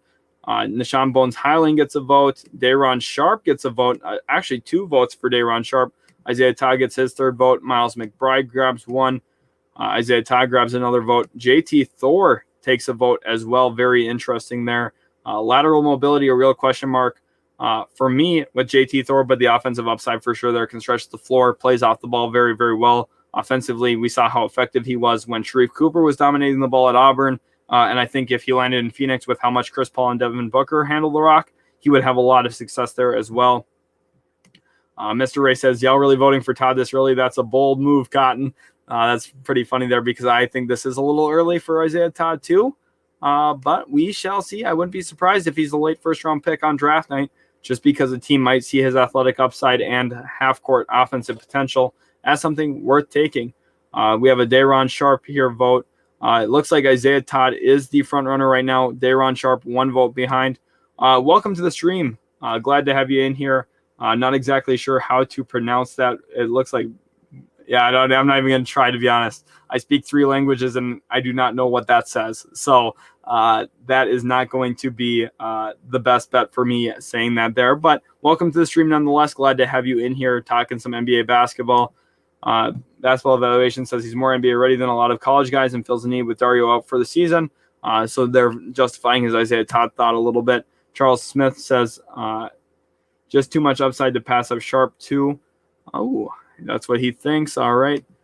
Draft at 7 p.m. I think it's 7 p.m. Central Time is the actual time here. Juan Medina, welcome to the stream. Glad to have you in here. Mr. Ray says, I think Jalen Smith's going to fill that Dario Saric role. Yeah, we'll see if Jalen Smith gets a little bit more run this year. Imagine if that Suns team took Tyrese Halliburton last year. I gave them a pretty bad grade when they took Jalen Smith, and it looks like that kind of ended up being the reality. I also gave the Pistons a bad grade when they took Killian Hayes over Tyrese Halliburton. Tyrese Halliburton is just a much better player, in my opinion. But it worked out for Detroit because they have the number 1 pick this year. Dylan Rademacher says, Suns need another point guard. CP3 or Payne could be gone. I think that they'll probably be able to retain both, honestly. Rishit Sethi says, why do you hate the Pistons so much? That is funny. I don't really hate the Pistons that much. I just don't think that they've been as well run as they could be, to be honest. I'm not trying to be super pessimistic. I'm just trying to be realistic about the franchise. Troy Weaver came in. He kind of inherited a mess. Stan Van Gundy set that up for disaster for him. Let's be real. When your 2 best players are Andre Drummond and an aging Blake Griffin off of injury history, you're not in a good spot. But, making some decisions like letting Christian Wood go in free agency, not a good decision. He paid Jeremy Grant a lot more money per year than Christian Wood. That is not a good decision. He drafted Killian Hayes over Tyrese Halliburton. That's a bad decision. The Sadiq Bey, Isaiah Stewart picks, solid picks, nice role players for a team. But at this point, they need to be hitting on their lottery picks. Of course, Cade Cunningham's going to do the job for him. But if he doesn't take Cade Cunningham, then we'll be talking about Troy Weaver a little bit more on the channel. Juan Medina says, bummed I missed the Spurs selection. Would have loved Kai Jones. Don't worry, you guys end up grabbing Josh Giddey, so it was a phenomenal grab. Mr. Ray says, my Pistons got Cade Love when other fans remind me, LOL. And that's I don't want to come off like I'm hating the Pistons. I just think that there's, some structural issues with the way that Troy Weaver's going about it. And like I said, he inherited a mess. I'm not saying that it's going to be an easy job. He's doing the best he can, but it's just some of the decisions like Christian Wood. I had called Christian Wood being one of the most improved player of the year candidates. And if he didn't get hurt, he would have won it, honestly, with how much better he was playing with Houston. And I just think it was a bigger role that really set him free. And I thought that they should have seen that himself. Mr. Ray, I know Piston fans are all in on Weaver. He's the guy. I know he's a lot better than Stan Van Gundy. Trust me, if I came off Stan Van Gundy, I would think that anybody's the guy. Stan Van Gundy doesn't know what he's doing, honestly, when it comes to building a roster, understanding how Stan Van Gundy was part of the reason why they brought in Steven Adams and gave him an extension there in New Orleans. He just doesn't understand spacing. He doesn't understand how offense works in 2021. So there's a real reason why that you guys were in a bad spot. It's not all Troy Weaver's fault. I'm not trying to be rude about it with him. I just think that there were better options at some of their picks. Like I said here with Basketball Evaluation, there are solid picks there. Bey and Stewart, they're going to be role players. And Hayes, I know you guys are saying it's to be determined. I don't like his upside. I don't think he has the athleticism. I don't think he has the shot to really translate to being a really good guard in the NBA. I think he's a floor general. And it kind of hurts now having Cade Cunningham probably coming in because I don't know how well Killian Hayes fits when Cade Cunningham has the ball in his hands. But we'll see how that all plays out with Killian Hayes' career. Aiden Greenspan says, how much do you think Pistons would need to receive to trade the first pick? They would need 6 first-round picks at least from the Oklahoma City Thunder. You're looking at probably pick 6, pick 16, 2 picks next year, and then 2 picks the year after, and then that probably is enough to get the deal done. Charles Smith wants to know, do you see Sadiq and Trey Murphy? Yes, I do. I think Trey Murphy's a little bit better, though, a little bit more athletic, a little bit more capable of putting the ball on the deck. But I think that's a pretty fair comparison. Charles Smith says Hayes is capped off with another lead guard coming in. That's how I feel, too. Dustin Reynolds wants to know, how do you feel about Pistons declining Shea and pick 6 for pick 1? If I was the Pistons, I would decline that as well. I love Shea Gilgeous-Alexander. I actually had him really highly ranked when he came out a few years ago in that class that obviously the Clippers grabbed him. My co-creator, Austin, is a Clippers fan, so I watched a lot of Clippers basketball. I loved him his rookie year. I thought he was a really, really good young player. That was the year they lost in 6 to the Golden State Warriors in round 1. The year that infamously, Kevin Durant had that 9-turnover game, Patrick Beverley all up in his head, then they had that massive 31-point comeback. And Shai Gilgeous-Alexander was right in the heart of all of that for them. Really, really good player, but I think that the Pistons declining that makes a lot of sense. I wouldn't make that trade. Cade Cunningham is just a different level. He's going to be really, really, really good. So that's kind of my thought on it. Dylan Rademacher wants to know, who do you think will be the steal of the draft? Well, based off of your guys' mock draft so far, I think it's Nishan Bones-Hyland. I think Bones-Hyland is a phenomenal grab. I have him in my top 15. I'll be honest with you guys about my big board. Top 15 player, in my opinion. He can shoot the ball from deep. He's got defensive upside, can handle it, just does a lot of things well. I think kind of like what we saw with Emmanuel Quickley last year. Surprised a lot of guys when he got to the league with his range, his ability to hit, touch floaters. And I think that Bones-Hyland's going to have a very similar impact. Here we have BTS saying, hello, welcome to the stream, BTS. Glad to have you in here. Basketball Evaluation saying, Hayes, Cunningham, Bay, Grant, Stewart. So I think the fit with Hayes can still make some sense. I mean, you don't have a lot of shooting here. I mean, like, Bay can shoot and Cunningham can shoot, but Cunningham's not going to be a guy who just stands and shoots. I don't know. I don't like Killian Hayes' fit with Cunningham, but I'm just more pessimistic on Killian Hayes than I know a lot of other people are. And I get it, if you're a Pistons fan, you're going to like Killian Hayes. But I wouldn't be surprised if we see what happened with Dennis Smith Jr. happen to Killian Hayes. I'm going to be bold about that. I would not be surprised if Killian Hayes does not finish his rookie contract with the Detroit Pistons. Suns take McBride here. Yeah, I think that's probably the most realistic thing. Mr. Ray says, Bones-Hyland is a top 20 guy on my big board as well. I love him as a prospect. My love for him is similar to my love for Emmanuel Quickley last year. Yeah, exactly. That's exactly who I was kind of comparing him to, and I think that makes a lot of sense in terms of like the physical profile, some of the touch as a shooter, and a guy who's able to hit runners into the lane can kind of function as a combo guard. You can have him put with the ball in his hands. You can have him spot up and play off the ball. He's very, very versatile. What I would love to see is the Detroit Pistons make a move to get Bones-Hyland as well, honestly, and then maybe at some point try and get off Killian Hayes, because I think a backcourt of Bones-Hyland and Cade Cunningham together could actually be really, really special. Rishad Sethi says, what can we get for Killian? Right now, probably not a lot, because he's coming off that hip injury. Just hadn't got to see him a lot this year, and he didn't really look that good when he was playing. Like, I mean, he was functioning as a floor general, had a few nice passes out in transition, showed some flashes of being a really good playmaker. That's really where his game came in. That's how I had projected him to be coming into the draft. But right now, I just don't think that they're even going to consider trading him, because his value isn't where they just took him at 7th overall last year. It would be a little bit of a panic move to trade him at this point. But down the road, I think you probably get a lightly protected first-round pick, something that's protected top 10 from a team that's looking to just kind of retool, or maybe he becomes a player that you throw in if you're trying to make a move for a star. Maybe Killian Hayes is looked at by other teams as a guy that, hey, maybe we bring him in, see if we can unlock him a little bit. Maybe he has to grow up like what Lonzo Ball did. If he can figure out that jump shot, that's going to be the real calling card for him, is if that jump shot can improve. BTS says, it's really us. We have a new song. BTS, I'm sure that is not actually you, but if it was, I would love a shout out for my channel. That would be sweet. Basketball Evaluation says Bones has more playmaking juice than Quickly. I agree with that as well. Mr. Ray says, you don't want my Pistons getting Bones and Cade. The NBA isn't prepared for that. We're already a play-in team next season. Adding Bones could push us into the playoffs. I don't know if the Pistons are a play-in team. I would bet against that. But very, very intriguing.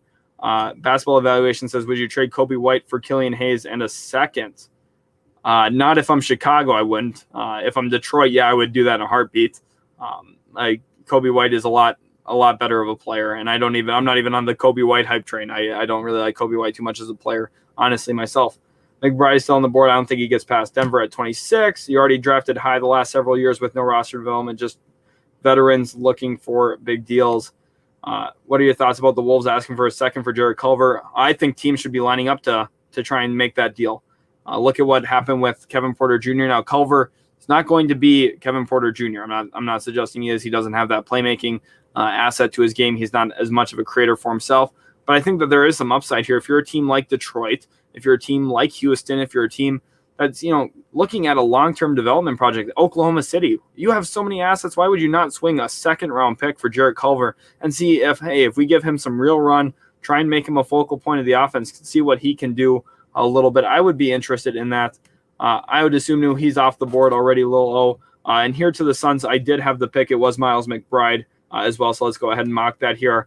I kind of got a little off the beaten path there, but just having some fun talking some basketball, especially the Detroit Pistons hoops. And now pick 30, the final pick of the first round, we have the Utah Jazz here. I'm interested to see what you guys have.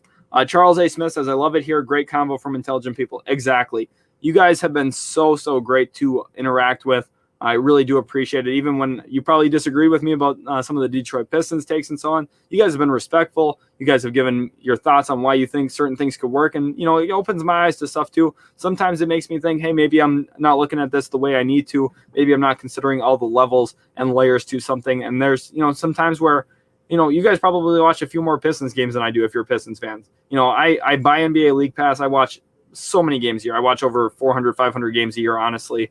I watch, more than one game every single night. And then playoffs, I watch pretty much every single playoff game throughout the postseason. But I'm going to miss stuff. There's going to be games that I just don't get to tune into, a Detroit Pistons versus Washington Wizards game, especially if my Mavericks are playing. I try and watch at least 40 Mavericks games a year, 40 to 50. Just depends. So I'm trying to stay balanced throughout the league, too. I would watch all 82 if I had the time, but I want to watch all the other teams as well. And we see JT Thor getting a lot of votes here at this point. Daniel Luna, welcome to the stream. I know you've been in some of our other streams in the past. He says, who do you think we're going to get from the Lakers for the Lakers this offseason? I think DeMar DeRozan should be the guy you target. I think he adds the element offensively that you need as a scoring wing, someone who can also play make a little bit. I think he solves a lot of the issues there. I know he's not a three-point shooter, but I don't think that everything needs to revolve around the three ball. We just saw the Milwaukee Bucks win an NBA championship with Giannis playing small forward. You don't necessarily need to have the most three-point shooting in order to win a championship. You just need to have high-level players willing to fit, play in a role, and also make sure plays happen. DeMar DeRozan, my biggest question instead of the three-point shot is what's his defensive intensity going to look like, because he's going to have to bring it if he goes to LA. Also looking here, we got more JT Thor votes. Daniel Luna says, who are you going for, the number one pick? I would take Cade Cunningham. He's the best scorer in this class, in my opinion. He's one of the better playmakers in this class. And I think all around he's just really, really complete player. Reminds me of Luka Doncic. Won't be quite to that level. Luka is going to be the face of the league, in my opinion.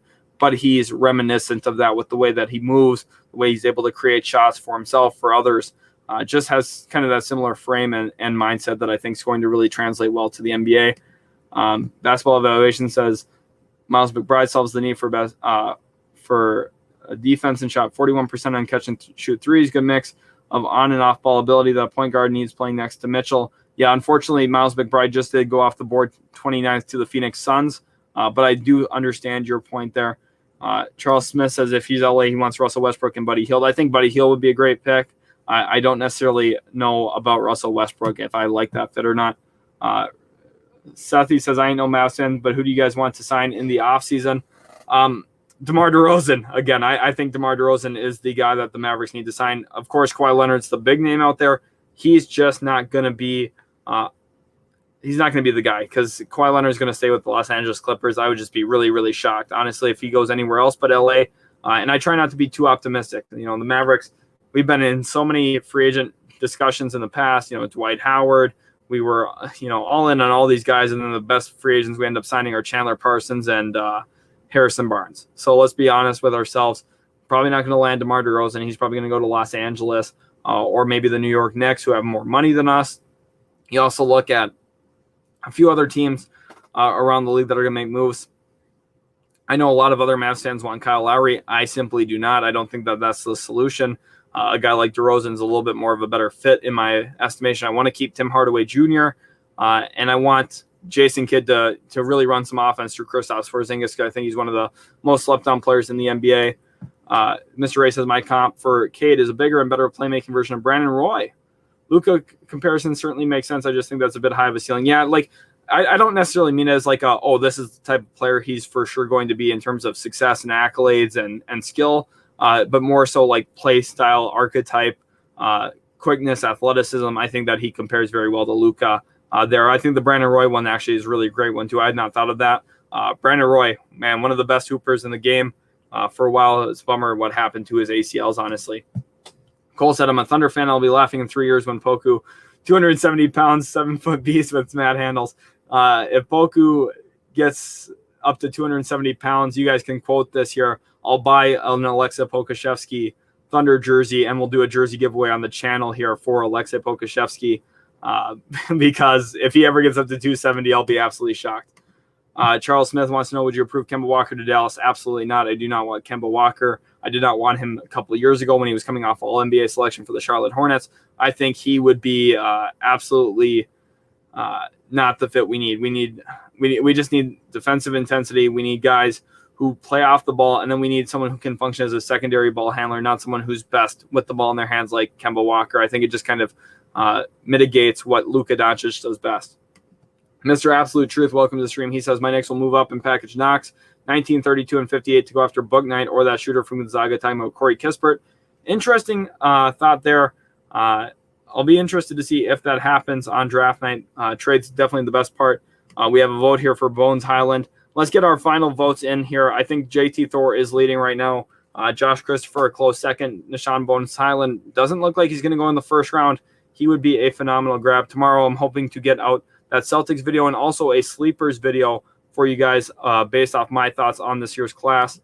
Sethi wants to know, what are your thoughts about teams like the Rockets and OKC are trolling us about the first pick? So I don't think the Rockets want to move up to 1, to be honest. I don't think that they're interested in trading up.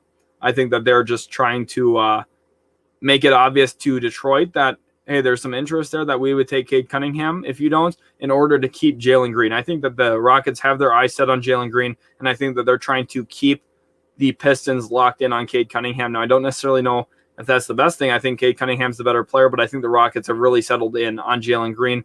In Oklahoma City, do not be surprised, you heard it here first, if they give up 2 or 3 extra first-round picks on top of 6 to move up to pick 3 to grab Evan Mobley.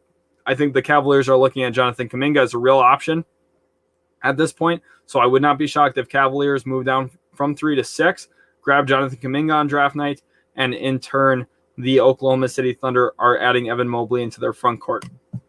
Jason Chukwu says, Rockets throwing smoke screens. They want Green. That's exactly what I thought myself. And here to end the first round, it is JT Thor out of Auburn.